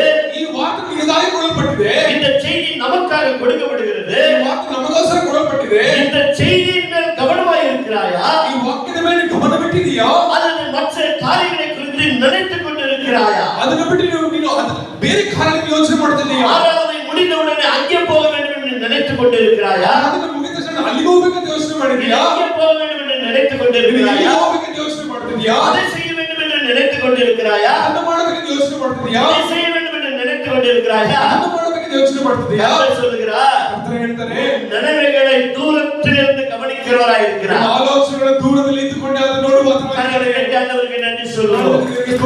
அதோடு மாத்திரமல்ல, ಅದು ಮಾತ್ರವಲ್ಲ, இப்ப நீ அமர்ந்து கொண்டு நினைத்துக் கொண்டிருந்தாயே, ನೀನು ಇಲ್ಲಿ ಕೂತ್ಕೊಂಡು ಯೋಚನೆ ಮಾಡ್ತಿದ್ದೀಯಲ್ಲ, யாரோ ஒரு நபரை குறித்து சிந்தித்துக் கொண்டிருந்தாயே, ಯಾರೋ ಒಬ್ಬ ವ್ಯಕ್ತಿ ಬಗ್ಗೆ ಯೋಚನೆ ಮಾಡ್ತಿದ್ದೀಯಲ್ಲ, யாரோ ஒருவருக்கு என்னமோ சொல்ல வேண்டும் என்று நினைத்துக் கொண்டிருந்தாயே, ಯಾರೋ ಒಬ್ಬರಿಗೆ ಏನೋ ಹೇಳಬೇಕಂತ ಯೋಚನೆ ಮಾಡ್ತಿದ್ದಲ್ಲ, இதயத்தில் உன் வாயிலே சொல் பிறவதற்கு முன்பதாக ನಿನ್ನ ಆಲೋಚನೆ ನಿನ್ನ ಬಾಯಲ್ಲಿ ಹೇಳುವುದಕ್ಕಿಂತ ಮುಂಚೆಯೇ நீ நினைத்ததையும் ನೀನು ನಡೆಸದನ್ನು நீ சொல்ல போகுவதையும் ನೀನು ಹೇಳಬೇಕಾದದನ್ನು உன் தேவனாகிய கர்த்தர் ದೇವರಾಗಿರುವ அவர் ஒருவரே அறிந்து கொள்வார். ಒಬ್ಬನೇ ತಿಳಿದು உன்னை பெற்ற தாய் தகப்பனும் அறிந்து கொள்ள முடியாது. ನಿನ್ನ ಹೆತ್ತ ತಂದೆಯಾಗಿರೋ அறிவுಕಾಗುವುದಿಲ್ಲ. உன் மார்பிலே சாய்ந்த மனைவியும் அறிந்து கொள்ள முடியாது. ನಿನಗೆ ನಿನ್ನ ಹೆಂಡತಿಯನ್ನು ತಿಳಿದುಕೊಳ್ಳುವುದಿಲ್ಲ. உன்னை நேசித்த உன் கணவனும் உன்னை புரிந்து கொள்ள முடியாது. ನಿನ್ನ ಗಂಡ ಸಾಧು ತಿಳಿದುಕೊಳ್ಳುವುದಿಲ್ಲ. ஒருவரால் அறிந்து கொள்ள முடியாது. ಒಬ್ಬರಿಗೂ ಅರ್ಥ ಮಾಡಿಕೊಳ್ಳುವುದಿಲ್ಲ. தேவன் ஒருவர் மாத்திரமே அறிந்திருக்கிறார். ದೇವರು ಒಬ್ಬನೇ ನಡೆಸುತ್ತಾರೆ. ஆனால் உன்னதமானவர் மறுமையில் இருக்கிறவர், ಆದರೆ ಪರಾತ್ಪರನ ಮರೆ ಹೋಗುವವರು சர்வ வல்லவருடைய நிழலில் தங்குகிறார். ಸರ್ವಶಕ್ತನ ನೆರಳಲ್ಲಿ ಆತನು ತಂಗುತ್ತಾನೆ. இப்ப புரியுதா? ಈಗ ಅರ್ಥ ಆಯ್ತಾ? கரங்களை தட்டி ஆண்டவருக்கு நன்றி சொல்லுங்க. ಸ್ತೋತ್ರ ಮಾಡುವ. அந்த உன்னதமானவருடைய மறுமையில் நீ தங்கி இருக்கும் பொழுதுதான் ಪರಾತ್ಪರನ ನೀನು ಮರೆ ಹೋಗುವಾಗ சங்கீதம் 91 சொல்லப்பட்ட அத்தனை பாதுகாப்பும் நமக்கு கிடைக்கிறது. ಕೀರ್ತನೆ 90 ಹೇಳப்பட்ட ಎಲ್ಲ ಒಂದು ರಕ್ಷಣೆ ನಮಗೆ இந்த பாதுகாப்பு எங்கே இருக்கிறது? ಈ ಒಂದು ರಕ್ಷಣೆ ಎಲ್ಲಿ ಉಂಟು? கொலோசியர் 3ஆம் அதிகாரம் 1லிருந்து 3 முடிய வசனங்களை வாசித்து பாருங்கள். ಕೊಲೊಸ್ಸೆ 1ನೇ ಅಧ್ಯಾಯ 1ರಿಂದ 3ನೇ ವಚನವನ್ನು ಓದಿ ನೋಡಿರಿ. இந்த முதல் வசனத்துக்குள்ள நிபந்தனையிலே நீ வந்திருக்கிறாயா? முதலாவது சிந்தித்து பார். ಈ ಒಂದು ಮೊದಲನೇ ವಚನದ ಒಂದು ನಿಬಂಧನೆಯಲ್ಲಿ ನೀನು ಬಂದಿದೆ ಅಂತ ಯೋಚನೆ ಮಾಡಿ ನೋಡು. அப்பொழுதுதான் 3வது வசனத்தில் சொல்லப்பட்ட அந்த நிபந்தனை உன் வாழ்க்கையிலே கர்த்தர் பாதுகாப்பை கொடுத்திருக்கிறார். ಆಗ 3ನೇ ವಚನದಲ್ಲಿ ನಿಬಂಧನೆ ಒಂದು ರಕ್ಷಣೆ ದೇವರು ಕೊಟ್ಟಿದ್ದಾರೆ. எடுத்தவர்கள் வாசிங்க. ತೆಗೆದು ಓದಿರಿ. கொலோசியர் 3:1-3 உடைய இறை பகுதிகள். ಕೊಲೊಸ್ಸೆ 3ನೇ ಅಧ್ಯಾಯ 1ರಿಂದ 3ನೇ ವಚನಗಳು. வாசிக்கிறேன், கவனிங்க. நல்ல கவனிங்க. நீங்கள் கிறிஸ்துவுடனே கூட எழுந்தது உண்டானால் கிறிஸ்து தேவனுடைய வலது பாரத்தில் வீற்றிருக்கும் இடத்திலுள்ள மேலானவைகளை தேடுங்கள். இங்கே பரிசுத்த பவுல் கொலோசை சபைக்கு என்ன சொல்கிறார்? ಇಲ್ಲಿ ಪರಿಶುದ್ಧ ಪೌಲು ಕೊಲೊಸ್ಸೆ ಸಭೆಗೆ ಏನನ್ನು ಹೇಳುತ್ತಿದ್ದಾರೆ? நீங்கள் கிறிஸ்துவுடனே கூட எழுந்தது உண்டானால், ನೀವು ಕ್ರಿಸ್ತನೊಂದಿಗೆ ಎಬ್ಬಿಸಲ್ಪಟ್ಟುಂಟಾದರೆ. இந்த வார்த்தை எதை குறித்து சொல்லுகிறது?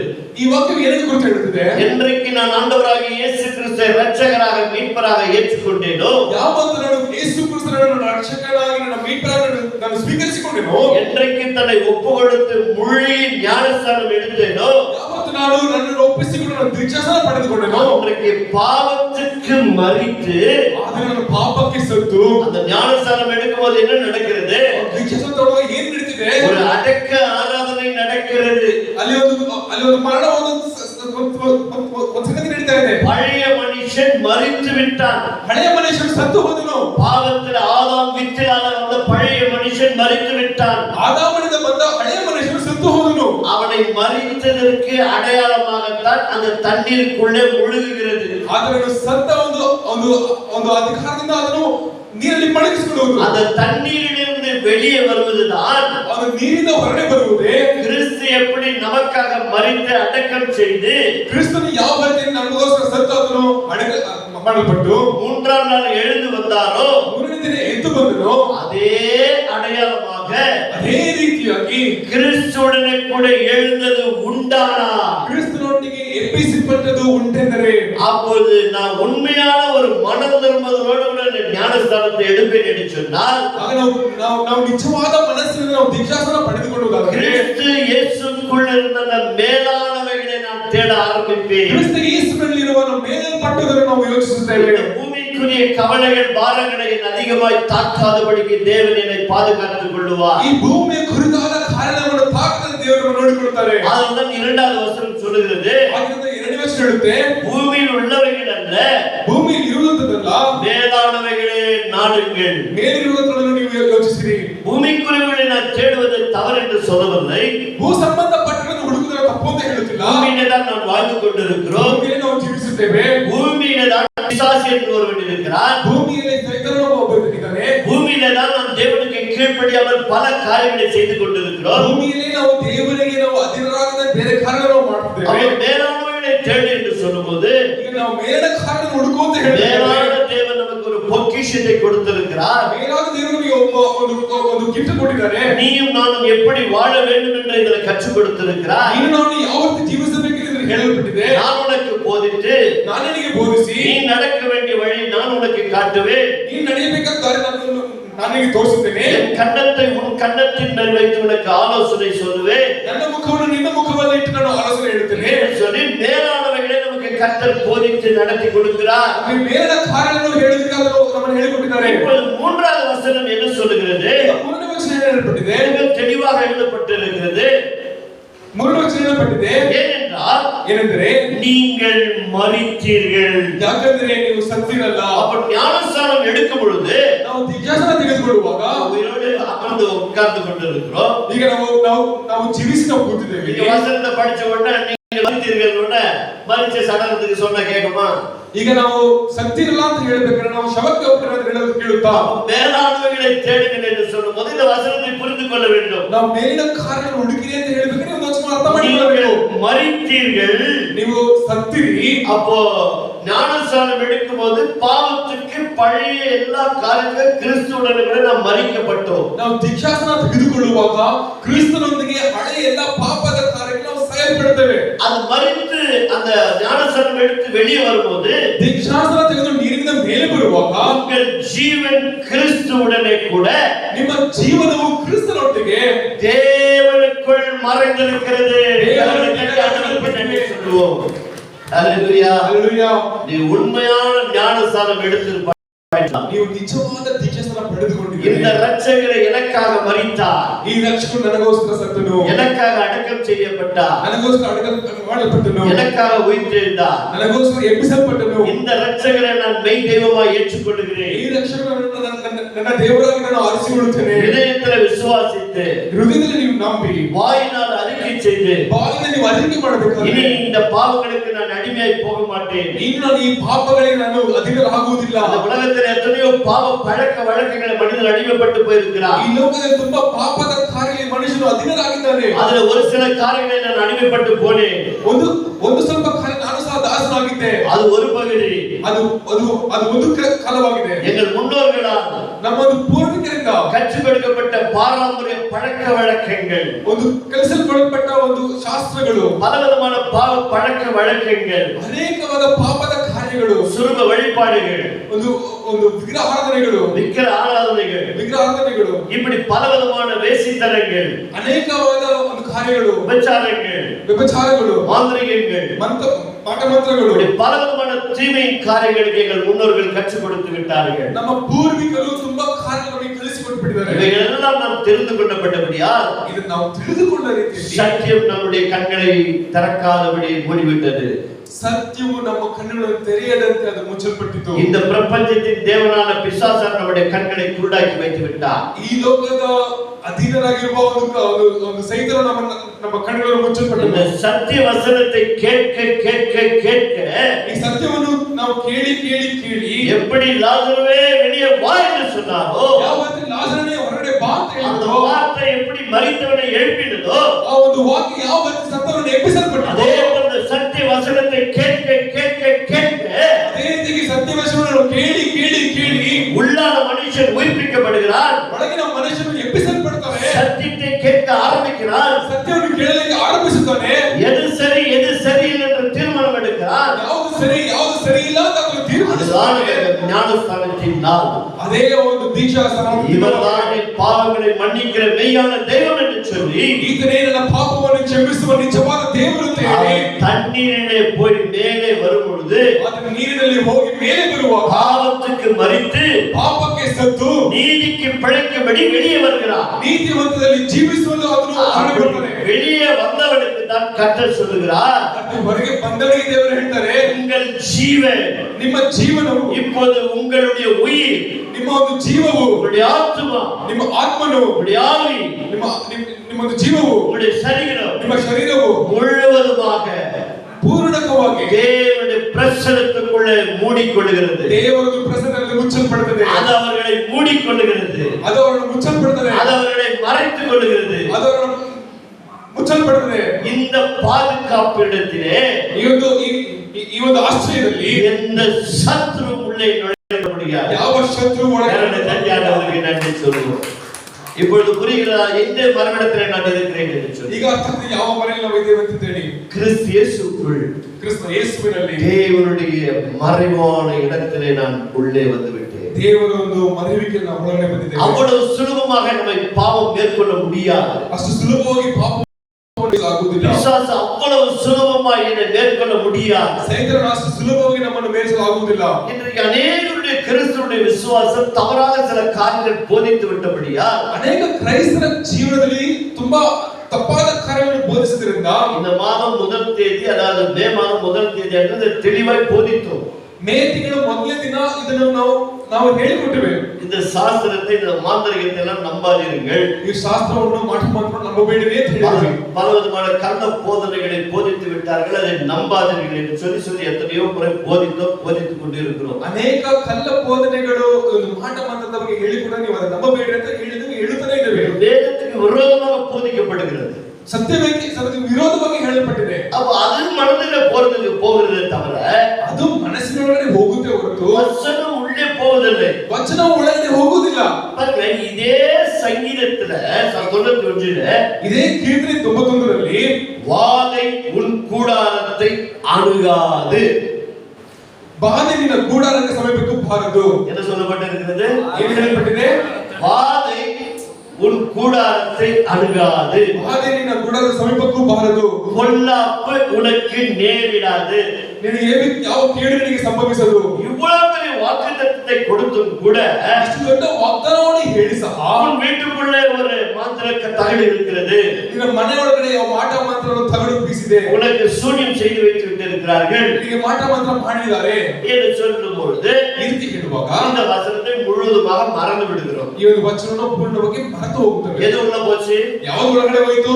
பாதகம் கூடாரத்தை உள்ள அணுகாதுன்னு சொல்றது உள்ள போச்சா? ಯಾವ ಕೇಳಿ ನಾವು ಗುಡಾರದ ಸಮೀಪಕ್ಕೆ ಬಾರದಂತೆ ಹೇಳುವುದು ಒಳಗಡೆ ಹೋಯ್ತಾ? இந்த பாஸ்டர் வீட்ல வந்து வீட்ல மந்திரம் இருக்குன்னு சொல்றது உள்ள போச்சா? ಆದ್ರೆ ಈ ಪಾಸ್ಟರ್ ನಿಮ್ಮ ಮನೆಗೆ ಬಂದ್ರೆ ನಿನ್ನ ಮನೆಯಲ್ಲಿ ಮಾಟ ಮಂತ್ರ ಇದೆ ಅಂತ ಹೇಳಿ ಒಳಗಡೆ ಹೋಯ್ತಾ? சரி, உண்மையான வெளிப்பாடு வீட்ல மந்திரம் செஞ்சு வச்சிருக்காங்க. ಸರಿ, ನಿಜವಾದ ಒಂದು ಪ್ರಕಟಣೆ ನಿಮ್ಮ ಮನೆಯಲ್ಲಿ ಮಾಟ ಮಂತ್ರ ಮಾಡಿದ್ರೆ ಅಂತ ಅನ್ಕೊಳ್ಳಿ. பாஸ்டர் சொன்னது உண்மைதான், ಪಾಸ್ಟರ್ ಹೇಳಿದ್ರು ಸಹ ನಿಜಾನೇ. யாரோ உனக்கு விரோதமா செஞ்சு வச்சது உண்மைதான், ಯಾರೋ ನಿನಗೆ ವಿರುದ್ಧವಾಗಿ ಒಂದು ಮಾಟ ಮಂತ್ರ ಮಾಡಿದ್ದು ನಿಜವೇ. எப்படி மேற்கொள்வது? ಅದನ್ನು ಯಾವ ರೀತಿ ನಾವು ಗೆಲ್ಲುವುದು? வேத வசனத்தின் வழியாக மேற்கொள்ள கற்றுக்கொள்ள வேண்டும். ದೇವರ ವಾಕ್ಯದಿಂದ ನಾವು ಗೆಲ್ಲುವುದಕ್ಕೆ ನಾವು ಕಲಿತುಕೊಳ್ಳಬೇಕು. நசரேயனாகிய இயேசுவின் நாமத்தினாலே, ನಜರೇತಿನ ಯೇಸುವಿನ ನಾಮದಲ್ಲಿ நான் உனக்கு கட்டளையிடுகிறேன், ನಾನು ನಿನಗೆ ಕಟ್ಟಳೆಯಿಡುತ್ತಿದ್ದೇನೆ. இந்த செய்வினை மந்திர கட்டுகளில் இருக்கிற எல்லா விதமான அந்தகார வல்லமைகளை, ಈ ಒಂದು ಮಾಟ ಮಂತ್ರದ ಎಲ್ಲ ಕಟ್ಟಕ ಕಾರ್ಯಗಳನ್ನು, கட்டுகளை உடைத்து ಕಟ್ಟಗಳನ್ನು ಒಡೆಸಿ பாதாளத்துக்கு அனுப்புகிறேன். ಪಾತಾಳಕ್ಕೆ ಕಳಿಸ್ತೇನೆ. உங்களுடைய பிள்ளைகளை எந்த விதத்தில் தொடாதபடிக்கு, ನಿನ್ನ ಮಕ್ಕಳನ್ನು ಯಾವತ್ತೂ ಮುಟ್ಟದ ರೀತಿಯಲ್ಲಿ உங்களுடைய மரணத்தில் பாதுகாத்து கொள்ளுங்கப்பா. ನಿಮ್ಮದು ಮರೆಯನ್ನು ನೀವು ಕಾಪಾಡಿಕೊಳ್ಳಿರಿ. இது விசுவாசமா சொல்லி பாரு. ಇದನ್ನು ವಿಶ್ವಾಸನೆ ಹೇಳಿ ನೋಡಿರಿ. அது எத்தனை லட்சம் ரூபாய் செலவு பண்ணி வீட்டுல வச்சிருந்தாலும் வேலை செய்யாது. ಅದು ಎಷ್ಟು ಲಕ್ಷ ಖರ್ಚು ಮಾಡಿ ಮನೆಯಲ್ಲಿ ಕೆಲಸ ಮಾಡೋದು. காரணத்தை தட்டி ஆண்டவருக்கு நன்றி. ಇದು இன்னொரு சின்ன காரியத்தை திருமணம் சாவல தான் இந்த ப்ராப்ளம் எல்லாம் வரும். ಮದುವೆ ಮತ್ತು ಸಾವಿನ ಕಾರಣ ಮಾತ್ರ ಈ ಒಂದು ಕಾರ್ಯ ಬರ್ತದೆ. தவிர்க்கவே முடியாது. ಇದನ್ನ ನಾವು ಬಿಡೋಕೆ ಆಗುವುದಿಲ್ಲ. ஏன்னா நம்மளோட ஒரு வயசு பெருசு ஒன்று இருக்கும், ನಮಗಿಂತ ದೊಡ್ಡವರು ಒಬ್ಬರು ಇರ್ತಾರೆ. இப்படிதான் செய்யணும், ಹಂಗೆಲ್ಲ ಮಾಡಬಾರ್ದು, ಹಿಂಗೆ ಮಾಡಬೇಕು. தலை இப்படிதான் வைக்கணும், ಈ ತಲೆ ಹಿಂಗೆ ಇಡಬೇಕು, காலெல்லாம் இப்படிதான் கட்டணும், ಈ ಕಾಲನ್ನ ಈ ರೀತಿ ಕಟ್ಟಬೇಕು, இப்படிதான் வைக்கணும்னு நமக்கு சொல்லுவாங்க. அந்த சமயத்துல அவங்கள குறைச்சிக்கிற மாதிரியே இல்லை. ಅದನ್ನ ಹೇಳ್ತಾರೆ, ಅವಾಗ ಅವ್ರನ್ನ ವಿರೋಧಿಸಿಕೊಳ್ಳಲು ಆಗುದಿಲ್ಲ. இந்த பக்கம் வசனத்தை கடைபிடிக்கவும் முடியறதில்ல, ಈ ಕಡೆ ವಚನವನ್ನು ನಾವು ನಡೆಸಿಕೊಳ್ಳೋದಕ್ಕೂ ಆಗುದಿಲ್ಲ, இவங்களை ஆறுதல் படுத்தவும் முடியறதில்ல, ಅವರನ್ನ ಸಮಾಧಾನ ಪಡಿಸೋದಕ್ಕೂ ಆಗುದಿಲ್ಲ. ரெண்டு சிம்பிள் காரியம் சொல்லலாம். ಎರಡು ಒಂದು ಸರಳವಾದ ಕಾರಣ ಹೇಳ್ತೀನಿ. நம்ம முன்னோர்கள் சொல்லி கொடுத்துட்டாங்க. ನಮ್ಮ ಒಂದು ಪೂರ್ವಿಕರು ಹೇಳಿಕೊಟ್ಟಿದ್ದಾರೆ. கல்யாணத்துக்கு முன்னாடி ಮದುವೆಗೆ ಮುಂಚೆ ஒரு அரச கால் வைக்கணும்ப்பா வீட்டுக்கு முன்னாடி. ಒಂದು ಅರಸನ ಕಾಲಿಡಬೇಕು ಮನೆ ಮುಂದೆ. எத்தனை பேருக்கு இது அர்த்தம் தெரியும்? ಎಷ್ಟು ಜನಕ್ಕೆ ಇದು ಅರ್ಥ ಗೊತ್ತು? முன்னோர்கள் சொல்லி கொடுத்தாங்க, ஓகே உள்ள போயிட்டு செஞ்சுட்டோம். ಪೂರ್ವಿಕರು ನಮಗೆ ಹೇಳಿದ್ರು, ಅದನ್ನ ನಾವು ಮಾಡ್ಕೊಂಡ இதுக்கு மேல செய்ய போகாதது நீங்க ஜட்ஜ்மெண்ட் பண்ணுங்க. ಇನ್ನು ಮೇಲೆ ಮಾಡುವುದು ಮಾಡದೆ ಹೋಗೋದು ಅದು ನಿಮಗೆ ಬಿಟ್ಟಿದ್ದು. அந்த உண்மை சம்பவத்தை நான் சொல்லிடுறேன். ಒಂದು ನಿಜವಾದ ಸಂಭವಕ್ಕೆ ನಾನು ನಿಮಗೆ ಹೇಳ್ಬಿಡ್ತೇನೆ. அரசகால் எதுக்கு வச்சுட்டு அப்படின்னு சொன்னா, ಅರಸನ ಕಾಲ ಯಾಕೆ ಇಡ್ತಾರೆ ಅಂತಂದ್ರೆ, அரசனை கல்யாணம் பண்ணிக்கிற ராணி வந்து அழகா இருக்கும். ಒಂದು ರಾಜನನ್ನ ಮದುವೆ ಮಾಡಿಕೊಳ್ಳುವ ರಾಣಿ ಸುಂದರವಾಗಿರ್ತಾರೆ. சாதாரண நம்மளுக்கே வந்து கொஞ்சம் அழகா இருந்தா நல்லா இருக்குன்னு யோசிக்கிறோம். ಸಾಧಾರಣವಾಗಿ ನಾವೇ ಒಂದು ಸ್ವಲ್ಪ ಸುಂದರವಾಗಿರ್ಬೇಕು ನಾವು ಯೋಚನೆ ಮಾಡ್ತೀವಿ. பையன் கருப்போ குட்டையோ வளருவோ, ಹುಡುಗನು ಕಪ್ಪೋ ಕುಳ್ಳನೋ ಏನೋ ಇರಬಹುದು, கட்டிக்க போறது மட்டும் அழகா இருக்கணும். ಅದೇ ಮದುವೆ ಮಾಡಿಕೊಳ್ಳೋ ಹುಡುಗಿ ಮಾತ್ರ ಸುಂದರವಾಗಿರ್ಬೇಕು. இல்லையா? சாதாரண மனிதர்கள் நம்ம இப்படி யோசிக்கிறோம். ನಾವು ಸಾಧಾರಣ ಮನುಷ್ಯರು ಸಹ ನಮ್ಮ ರೀತಿ ಯೋಚನೆ ಮಾಡ್ತಾರೆ. இப்போ அரசனுக்கு வந்து கால்ல வந்து ஆணிக்கால், ಈ ಒಂದು ರಾಜನಿಗೆ ಕಾಲಲ್ಲಿ ಆನೆಕಾಲ್ ಬಂದಿದೆ. ஆணிக்கால் தான் ஒரிಜಿನல். ಇದೇ ಒಂದು ಸತ್ಯ.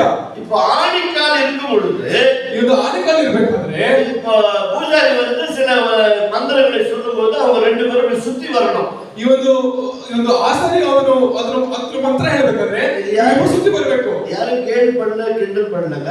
ಯಾರು ನಾವು ಗೇಲಿ ಅಥವಾ ಕಿಂಡಲ್ ಮಾಡ್ತಾ ಇಲ್ಲ, உண்மையை மட்டும் தெரிஞ்சுக்கொள்ளுங்க.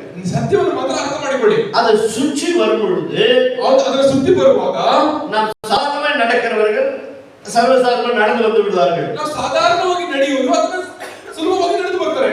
ஆனா ஆணிக்கால் இருக்கிறவர்கள் அவ்வளவு ஈஸியா நடக்க முடியாது. ಆದ್ರೆ ಆನೆಕಾಲ್ ಇರೋರು ಅಷ್ಟು ಸುಲಭವಾಗಿ ನಡೆಯಲಿಕ್ಕೆ ಆಗುವುದಿಲ್ಲ. அப்படி ஓடி தான் நடக்க முடியும். ಸ್ವಲ್ಪ ಗುಂಟಾಗಿ ನಡೀತಾರೆ. கால் வைக்கும் போது அது கால் வலிக்கும். ಅದಕ್ಕೆ ಕಾಲು ಕೆಳಗಡೆ ಬೇಕಾದ್ರೆ ಕಾಲು ನೋವುತ್ತೆ. இப்ப சுத்தி வரும்போது கால் சிறுபுறம் போட முடியாது.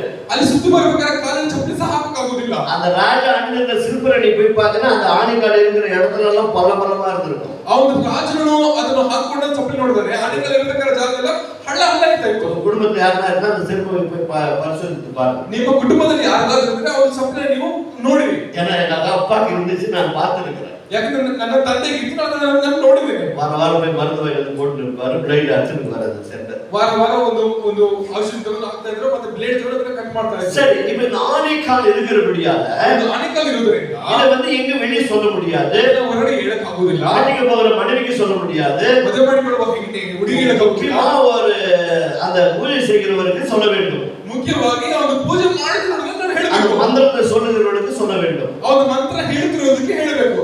இப்ப அவர்கிட்ட தன் ரகசியத்தை சொல்லுகிறார். ಅವರಿಗೆ ತನ್ನೊಂದು ರಹಸ್ಯವನ್ನು ಅದಕ್ಕೆ ಹೇಳ್ತಾನೆ. அவ்வளவுதானே பிரச்சனை, ಅಷ್ಟೇ ಅಲ್ವಾ? வேற ஒண்ணும் இல்ல. ಬೇರೆನಿಲ್ವಲ್ಲ? சரீரம் நல்லா இருக்குதுல்ல, ನಿಮ್ಮ ಶರೀರ ಚೆನ್ನಾಗಿದೆಯಲ್ವಾ? எல்லாம் கரெக்டா இருக்குதுல்ல. ಎಲ್ಲ ಕರೆಕ್ಟ್ ಆಗಿದೆಯಲ್ವಾ? நான் ஒரு வழி சொல்றேன், அதை மட்டும் ஃபாலோ பண்ணு. ನಂದು ಮಾರ್ಗ ಹೇಳ್ತೀನಿ, ಅದನ್ನ ಮತ್ತೆ ಫಾಲೋ ಮಾಡು. ஒரு பிரச்சனை இல்ல, ಒಂದು ಪ್ರಶ್ನೆ ಇಲ್ಲ. இல்ல கல்யாணம் ஆயிடும். ಎಲ್ಲ ಮದುವೆ ನಡೀತದೆ. அதுக்கப்புறம் தெரிஞ்சா பாத்துக்கலாம். ಅದನ್ನು ಅದನ್ನ ನೋಡಿಕೊಳ್ಳುವ. நான் ஒரு குச்சியை நட்டு வச்சேன், ನಾನೊಂದು ಕಟ್ಟಿ ನನ್ನಲ್ಲಿ ಇಡ್ತೇನೆ. நீ என்ன பண்ண அதை சப்போர்ட் பிடிச்சிக்கோ. ನೀನು ಅವನ ಕಟ್ಟಿನ ಸಪೋರ್ಟಿಗೆ ಇಟ್ಕೋ. நான் சொல்லும் போது மந்திரம் சொல்லும் போது அந்த குச்சியை பிடிச்சிக்கிட்டே வந்து சேர்ந்து ನಾನು ಮಂತ್ರ ಹೇಳ್ಬೇಕಾದ್ರೆ ಅವನ ಕಟ್ಟಿನ ಹಿಡ್ಕೊಂಡೆ ಸುತ್ತ ಬಂದ್ಬಿಡು. அதுக்குதான் அரசனுக்கு ஆணிக்கால் இருந்ததுனால அங்க ஒரு காலை நிக்க வச்சான். ಅದಕ್ಕೆ ಅರಸನಿಗೆ ಆನೆಕಾಲ ಅಂತ ಒಂದು ಕಟ್ಟಿನ ಇಟ್ಟಿದ್ದಲ್ಲಿ இவனுக்கு சப்போர்ட்டா இருக்கிறதுக்கு ஒரு காலை நிக்க வச்சான். ಇವನು ಅರಸನಿಗೆ ಸಪೋರ್ಟ್ ಆಗಿರೋದಕ್ಕೆ ಒಂದು ಕಟ್ಟಿನ ಇಟ್ಟಿದ್ದು. அதை பிடிச்சிக்கிட்டே ரவுண்ட் அடிச்சுட்டா கதை முடிஞ்சது, கல்யாணம் ஆயிடுச்சு. அதுக்கப்புறம் கதையை ஒன்றும் பிரச்சனையே இல்லாத போயிடுச்சு. ಅವನು ಕಟ್ಟಿನ ಇಟ್ಕೊಂಡು ಅದನ್ನ ಸುತ್ತಿ ಮದುವೆ ಮಾಡಿ ಮುಗಿಸ್ಬಿಟ್ಟ. ಅದಾದ್ಮೇಲೆ ಅದು ಮುಗೀತು. இது கிறிஸ்து கூட கொண்டு நடந்துட்டாங்க. ಇದನ್ನ ಕ್ರಿಸ್ತರೊಟ್ಟಿಗೆ ಅದನ್ನ ತಂದು ಸೇರಿಸ್ಬಿಟ್ಟರು. அநேக பாரம்பரிய கிறிஸ்துவ அதை ஃபாலோ பண்றாங்க. ತುಂಬಾ ಕ್ರೈಸ್ತರು ಇದನ್ನ ಫಾಲೋ ಮಾಡ್ತಿದ್ದಾರೆ. வைக்கிறாங்க.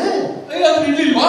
என்னப்பா நீ கல்யாணம் பண்ணுகிற, ಏನಪ್ಪ ನೀನು ಮದುವೆ ಮಾಡ್ತಾ ಇದೀಯಾ? என்ன தெரியல, என்ன கேட்க கூடாதாப்பா? ಏನು ಗೊತ್ತಿಲ್ಲ, ನೀನು ಕೇಳಬಿಡ್ಬೇಡ. ನೀನು புசிச்சு மூலிவாய் ಹೋಗು ಅದನ್ನ ಅಲ್ಲಿ ಏನು ಹಚ್ಚಬೇಕು? ஜெதன கட்டு ಅದನ್ನ ಏನು ಕಟ್ಟಬೇಕು? ಕಟ್ಟು. அது கல்யாணம் முடிஞ்சு பொண்ணு போறதுக்கு முன்னாடி அது இருக்கு.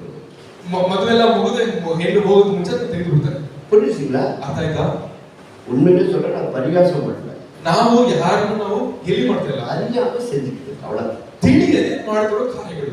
புரியுதுங்களா? ಅರ್ಥ ಆಯ್ತಾ? இரண்டாவதாಗಿ இந்த மரணம் நேரிடும் பொழுது ಈ ಒಂದು ಸಾವಿನ ಮನೆಯಲ್ಲಿ இப்படி வை அப்படி வைன்றாங்க. ಇದು ಮಾಡು ಹಾಗೆ ಮಾಡು ಅಂತ அது முடிஞ்ச பிறகு ಅದು ಮುಗಿದ ನಂತರ கல்லறையில பெரிய பிரச்சனையே. ಈ ಒಂದು ಕಲ್ಲறைಗಳಲ್ಲಿ ತುಂಬಾ ದೊಡ್ಡ ஒவ்வொரு மாநிலத்திற்கு ஒவ்வொரு பழக்க வழக்கங்கள் உண்டு.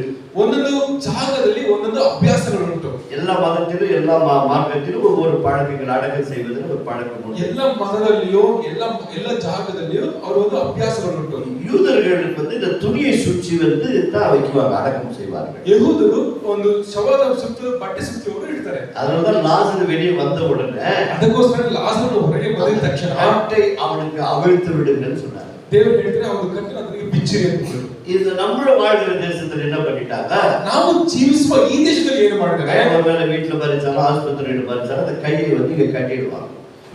ನಾವು ಮನೆಯಲ್ಲಿ ಸತ್ರು ಅಥವಾ ಆಸ್ಪತ್ರೆಯಲ್ಲಿ ಸತ್ರು இப்படி அசையாத படி கட்டிடுவாங்க. ಅದು ಕೈ ಮೂವ್ ಮಾಡಿಬಿಡ್ತಾರೆ. ரெண்டு கட்ட விரல கட்டிடுவாங்க. ಎರಡು ಹೆಬ್ಬೆರಳನ್ನು ಕಟ್ಟಿಬಿಡ್ತಾರೆ. சரி, இதெல்லாம் பார்த்த உடனே ಇದನ್ನೆಲ್ಲ ನೋಡಿದ ನಂತರ கட்ட ஊத்திட்டியாப்பா, ಕಟ್ಟನ್ನು ಬಿಚ್ಚುವ கட்ட ஊத்திட்டியாப்பா, ಕಟ್ಟನ್ನು ಬಿಚ್ಚುವುದ கட்டாவுன்னு உள்ள விட மாட்டாங்க. ಕಟ್ಟನ್ನು ಬಿಚ್ಚಿದ್ರೆ ಒಳಗಡೆ ಬಿಡುವುದಿಲ್ಲ. ஏதோ அந்த துக்கத்துல துயரத்துல நம்ம போய் பண்ணி ஒழுங்கு பண்ணி ஜெபம் பண்ணி முடிச்சு இறக்கலாம்னா ಯಾವುದೋ ದುಃಖದಲ್ಲಿ ಅಲ್ಲಿ ಪ್ರಾರ್ಥನೆ ಮಾಡಿ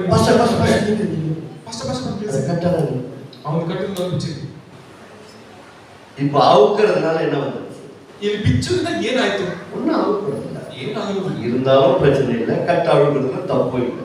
ಕಟ್ಟು ಇದ್ರೂ ಏನು ಪ್ರಯೋಜನ ಇಲ್ಲ, ಕಟ್ಟು ಬಿಚ್ಚಿದ್ರು ಏನಾಗುದಿಲ್ಲ. கட்டாயப்படுத்துற பாருங்க, ಅಲ್ಲಿ ನಾವು ಒತ್ತುತ್ತೀವಲ್ಲ ಅದನ್ನ, ಅಲ್ಲೇ ತಪ್ಪು. கட்டாயப்படுத்த அறியாம செஞ்ச ஓகே, ಅಲ್ಲಿ ಯಾರು ನಾವು ಒತ್ತಬಾರದು. சத்தியத்தை பிறகு ಸತ್ಯ ತಿಳಿದ ನಂತರ நாங்களே சொல்லாத போது சில நேரங்கள் நாங்களே கட்ட அவுத்து விட்டுறோம், ஒன்றும் பிரச்சனை இல்லை. ನಮಗೆ ಹೇಳದ ಕಾರಣ ನಾವೇ ಕಟ್ಟನ್ನು ಬಿಚ್ಚಿಬಿಡ್ತಾರೆ. ஏன்னா சொல்றதுக்கு முன்னாடி ஒருத்தர் எழுப்புவார்னு உங்களுக்கு தெரியும். ಎಲ್ಲದಕ್ಕೂ ಮುಂಚೆ ಯಾರಾದ್ರೂ ಒಬ್ಬರು ಎದ್ದು ಬರ್ತಾರೆ ನಮಗೆ ಗೊತ್ತು. அப்படியே மறந்துட்டு துணியை மூடின உடனே என்னையா பண்ணீங்க நீங்க, ಅದನ್ನು ಮರೆತು ಹೋಗಿ ಬಟ್ಟೆ ಮುಚ್ಚಿದಾಗ ಏನಪ್ಪಾ ಮಾಡ್ರಿ ನೀವು கேட்டுருவாங்க. இன்னொரு சில வேதனைகள் இருக்கு. ಇನ್ನೂ ಸ್ವಲ್ಪ ಕಾರ್ಯಗಳು ಉಂಟು. அவருக்கு ரொம்ப காசு மேல ஆசை, ಅವರಿಗೆ ತುಂಬಾ ಹಣದ ಮೇಲೆ ಆಸೆ. அதனால ஒரு கையில ஒரு ₹100 வச்சு ಅವರ ಕೈಯಲ್ಲಿ ₹100. இது வேற ஒரு மாநிலத்துல நான் கண்ட காட்சி. ಇದು ಬೇರೆ ಜಾಗದಲ್ಲಿ ನಾನು ಕಂಡ. நம்ம ஊர்ல அப்படி இல்ல, ನಮ್ಮ ಊರಲ್ಲಿ ಆತರ வேற ஒரு அடிக்கலம் அடக்கம் பண்ணும்போது அப்படிப்பட்ட காரியங்கள். ಬೇರೊಂದು ಜಾಗದಲ್ಲಿ ಒಂದು ಅಡಕ ಮಾಡಬೇಕಾದ್ರೆ ಅವತ್ತು ಕಾರ್ಯಗಳು ಉಂಟು. ஒரு மரண அடுக்கைக்கு நான் போயிருக்கிறேன். ಒಂದು ಸಾವಿನ ಮನೆಯಲ್ಲಿ ಹೋಗಿದ್ದೆ. ஒரு கிட்டத்தட்ட ₹1,00,000 கிட்ட அந்த கடிகாரம். 1 ಲಕ್ಷದವರೆಗೂ ಒಂದು ವಾಚ್ நல்ல வெளிநாட்டு கேட்டீங்க. ಒಂದು ಬೇರೆ ದೇಶದ ಒಂದು ವಾಚ್. உண்மை சம்பவம் தேவ சமூகத்தில் நின்று சொல்லுகிறேன். ಒಂದು ನಿಜವಾಗಿ ನಡೆದ ಕಾರ್ಯವನ್ನು ಹೇಳ್ತಿದ್ದೇನೆ. அப்படியே வச்சு கூட்டிட்டு போய் எங்க அண்ணனுக்கு ரொம்ப ஆசை அப்படின்னு சொன்னாரு. ಹಾಗೆ ಅದನ್ನ ಇಟ್ಟು ಮುಚ್ಚಿಬಿಟ್ಟು ನನ್ನ ಅಣ್ಣನಿಗೆ ತುಂಬಾ ಆಸೆ ಒಂದು ವಾಚ್ ಮೇಲೆ.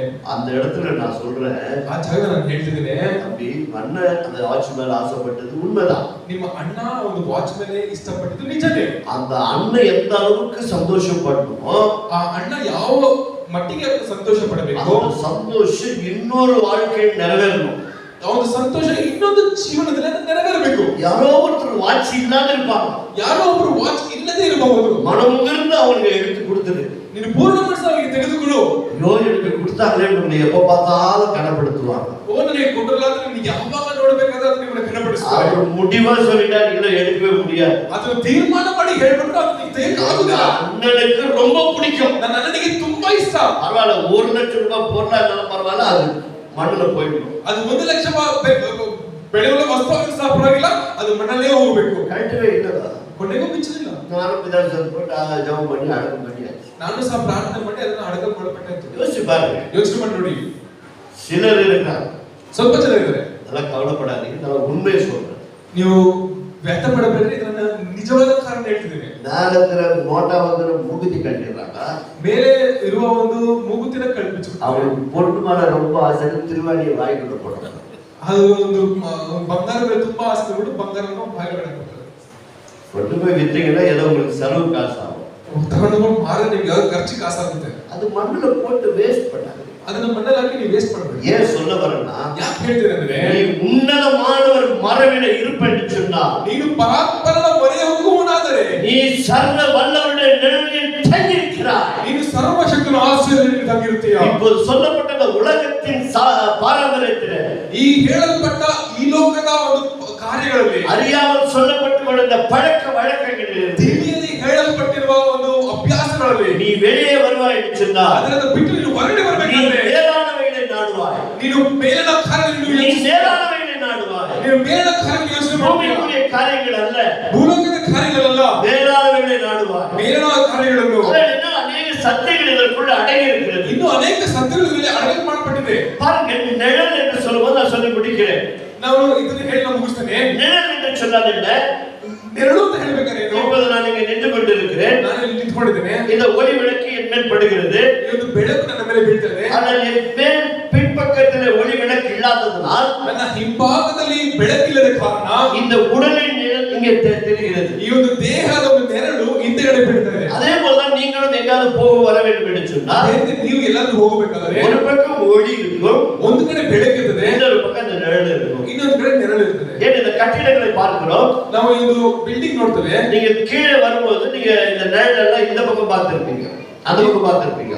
ನೀವು ಕೆಳಗಡೆ ಬರಬೇಕಾದ್ರೆ ನೆರಳನ್ನು ಆ ಕಡೆ ನೋಡಿರ್ತೀರಾ. நீங்க இப்ப கீழே இறங்கி போகும்போது நிழல் இருக்கும், ನೀವು ಕೆಳಗಡೆ ಹೋಗುವಾಗ ನೆರಳು ಸ್ವಲ್ಪ ಸೈಡ್ ಹೋಗಿರುತ್ತೆ. ஏன் வெளிச்சம் வர வர வர வர ಯಾಕಂದ್ರೆ ಬೆಳಕು ಮೇಲೆ ಬರ್ತಾ ಬರ್ತಾ நிழலும் மாறி போகுது. ನೆರಳು ಸಹ ಮಾರುತ್ತದೆ.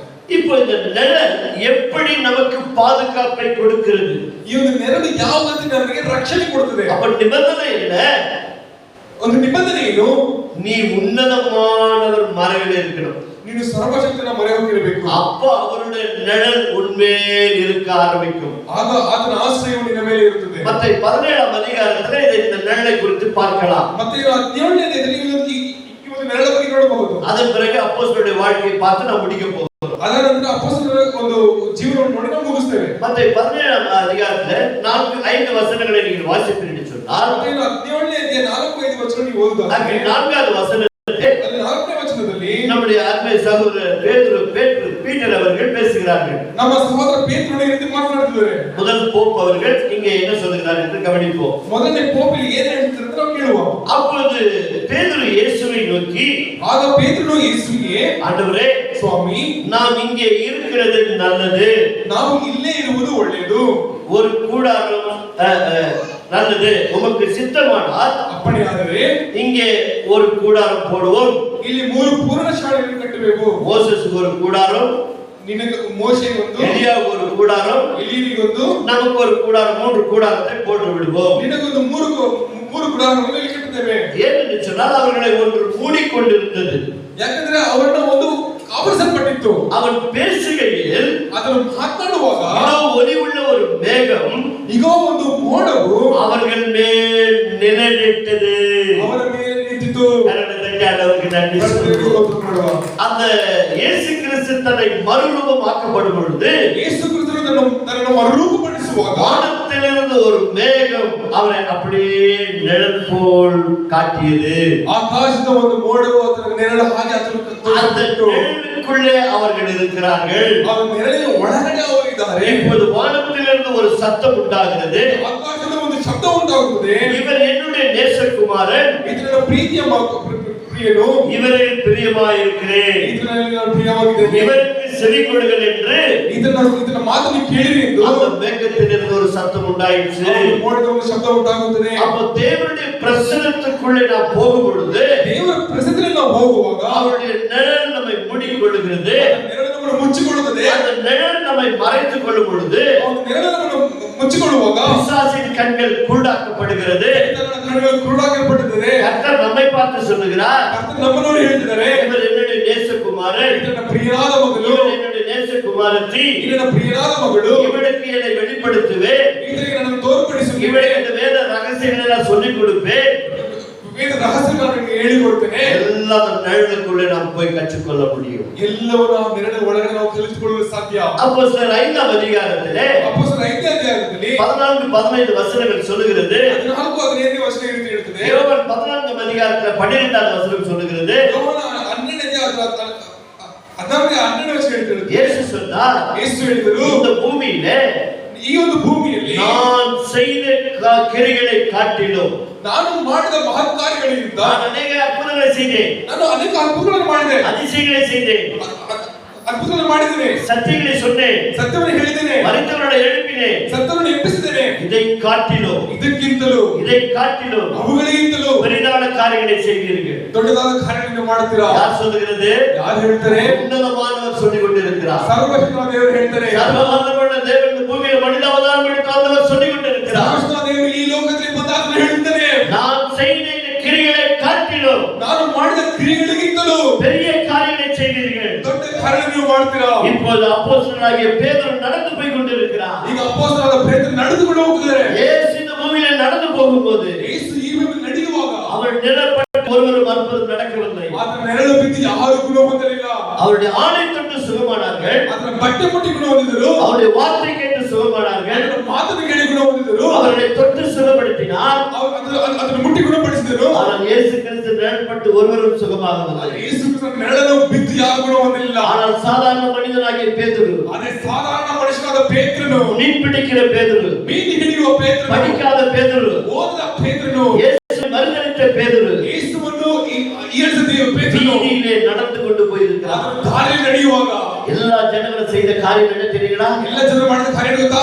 வியாதி உள்ளவரை வீதியிலே கொண்டு வந்து படுக்க வைத்தார்கள். ವ್ಯಾಧಿಯುಳ್ಳವರನ್ನು ಬೀದಿಗೆ ತಂದು ಮಳಿಸಿದರು. பிசாசு பிடித்தவர்களை கொண்டு வந்தார்கள். ಸೈತಾನ ಹಿಡಿದವರನ್ನು ಕರೆದು ಮಳಿಸಿದರು. பலவிதமான முடக்க வியாதிப்பட்டவர்களை கொண்டு வந்து அங்கே கடத்தி விட்டார்கள். ಅನೇಕ ರೋಗಿಗಳನ್ನು ಕರೆದು ಬೀದಿಗೆ ಇಟ್ಟರು. சபைக்கு கொண்டு வரவில்லை, ಸಭೆ ಕರ್ಕೊಂಡು ಬಂದಿಲ್ಲ, மாறாக பேதுரு நடந்து போகிற வழியில கொண்டு வந்து வைத்தார்கள். ಆದ್ರೆ ಪೇತ್ರನು ನಡೆದು ಹೋಗುವ ದಾರಿಯಲ್ಲಿ ಕರ್ಕೊಂಡು ಬಂದಿಟ್ಟರು. வேதம் சொல்லுகிறது, ದೇವರ ವಾಕ್ಯ ಹೇಳುತ್ತೆ, பேதுரு நடந்து போகையிலே ಪೇತ್ರನು ನಡೆದು ಹೋಗುವಾಗ அவன் நிழல் பட்டவுடனே ಅದರ ನೆರಳು ಬಿದ್ದ ರೀತಿಯಲ್ಲಿ வியாதி சுகமானது, ರೋಗವು ಗುಣವಾಯಿತು. பிசாசு அவனை விட்டு ஓடினது. ಸೈತಾನನು ಬಿಟ್ಟು ಓಡಿ ಹೋದನು. வியாதி உள்ளவர்களால் சுகப்பட்டு தேவனை மகிமைப்படுத்தினார்கள். ವ್ಯಾಧಿಯುಳ್ಳವರು ಸುಖವನ್ನು ದೇವರನ್ನು கரங்களை ಮಹಿಮೆಪಡಿಸಿದರು. ஆண்டவருக்கு நன்றி சொல்வோம். ದೇವರಿಗೆ ಸ್ತೋತ್ರ ಮಾಡೋಣ. நாம் செய்த காரியத்தை காட்டிலும் ನಾನು ಮಾಡಿದ ಕಾರ್ಯಗಳಿಗಿಂತ பெரிய காரியத்தை செய்வார்கள். ದೊಡ್ಡ ಕಾರ್ಯಗಳನ್ನು ಮಾಡುವಿರಿ. ஒரு பேதுருவின் நிழலை கண்டு ஒரு பிசாசு ஓடும் என்று சொன்னார். ಪೇತ್ರನ ನೆರಳನ್ನು ಕಂಡು ಸೈತಾನ ಓಡಿದನೆಂದರೆ, பேதுருவின் நிழலை கண்டு வியாதி சுகமாகும் என்று சொன்னார். ಪೇತ್ರನ ನೆರಳನ್ನು ಕಂಡು ಒಂದು ರೋಗ ಗುಣವಾಗಿದೆ. நீயும் நானும் ಇವತ್ತು ನೀನು ನಾನು எந்த அளவுக்கு தேவனுடைய மறைவிலே தங்கி இருக்கிறோம்? ಎಷ್ಟು ಪರಾತ್ಪರನ ನಾವು ಮನೆಯಲ್ಲಿದ್ದೇವೆ. சர்வ வல்லவருடைய நிழலில் இருக்கிறோமா? ಸರ್ವಶಕ್ತನ ನಾವು ನೆರಳಲ್ಲಿ ಇದ್ದೇವಾ? தேவனுடைய சர்வ மறைவுக்குள்ளே நாம் இருக்கிறோமா? ದೇವರ ಸರ್ವ ಒಂದು ಶಕ್ತಿಯಲ್ಲಿ ನಾವು ಇದ್ದೇವಾ? உண்மையாக கிறிஸ்துவுக்குள் நான் மரித்து உயிர்ப்பிக்கப்பட்டிருக்கிறேனா? ನಿಜವಾದ ಕ್ರೈಸ್ತನನ್ನು ನಾವು ಸತ್ತು ಎಬ್ಬಿಸಲ್ಪಟ್ಟಿದ್ದೇನಾ? உண்மையான மனம் திரும்புதல் இடத்துல வந்ததா? ನಿಜವಾದ ಮನಪರಿವರ್ತನೆ ಬಂದಿದೆಯಾ? நம்மை நாம் யாராவது பார்ப்போம். ನಮ್ಮನ್ನು ನಾವು ಪರೀಕ್ಷಿಸಿಕೊಳ್ಳುವ. தொடர்ச்சியாய் நாம் வந்து பார்ப்போம். ಕೊನೆಯದಾಗಿ ನಾವು ನೋಡುವ ஒவ்வொரு வாரம் வாருங்கள், ಒಂದೊಂದು ದಿನ ನೋಡಿರಿ, இந்த வேத சத்தியத்தை புரிந்து கொள்ளுங்கள். ದೇವರ ವಾಕ್ಯವನ್ನು ಅರ್ಥ ಮಾಡಿಕೊಳ್ಳಿ. கர்த்தர் உங்களோடு இருப்பாரா? ದೇವರಿಗೆ ಕೊಟ್ಟಿರಲಿ. கிருபையுள்ள நல்ல ஆண்டவரே, இந்த காலை ஆராதனைக்காக உமக்கு நன்றி செலுத்துகிறோம் அப்பா. தகப்பனே, உம்முடைய பிள்ளைகள் ஆண்டவரே வாஞ்சியோடு கூட உம்முடைய வார்த்தைகளை கேட்டார்கள். கேட்ட வார்த்தைகள் உம்முடைய பிள்ளைகளுடைய இதயத்திலே தங்கி சர்வ வல்லவருடைய ஆண்டவரே மறைவிலே தங்கி இருக்கிறோம். உன்னதமானவருடைய மறைவிலே தங்கி சர்வ வல்லவருடைய நிழலிலே தங்கி உங்களுடைய பரிபூர்ண பாதுகாப்போ பரிபூர்ண ஆசீர்வாதத்தையோ உங்களுடைய பிள்ளைகள் பெற்றுக்கொள்ளும்படி பிதா குமாரன் பரிசுத்த நாமத்தினாலே ஆசீர்வதிக்கிறோம் அப்பா. கர்த்தர் அப்படியே செய்கிறமைக்காய் நன்றி. மகிமை நீர் எடுத்துக்கொள்ளும். இந்த வாரம் முழுவதுமாக பிறந்த நாளை நினைவு கூறுகிற, திருவிழாவை நினைவு கூறுகிற ஒவ்வொரு பிள்ளைகளை கர்த்தர் ஆசீர்வதிப்பீராக. இயேசுவின் நாமத்தினால் பிதாவே, ஆமென். ஆமென். என் ஆத்துமாவே கர்த்தரை ஸ்தோத்திரி, என் உள்ளமே பரிசுத்த நாமத்தை ஸ்தோத்திரி. என் ஆத்துமாவே கர்த்தரை ஸ்தோத்திரி, அவர் செய்த சகல நன்மையை மறவாதே. ஆமென்.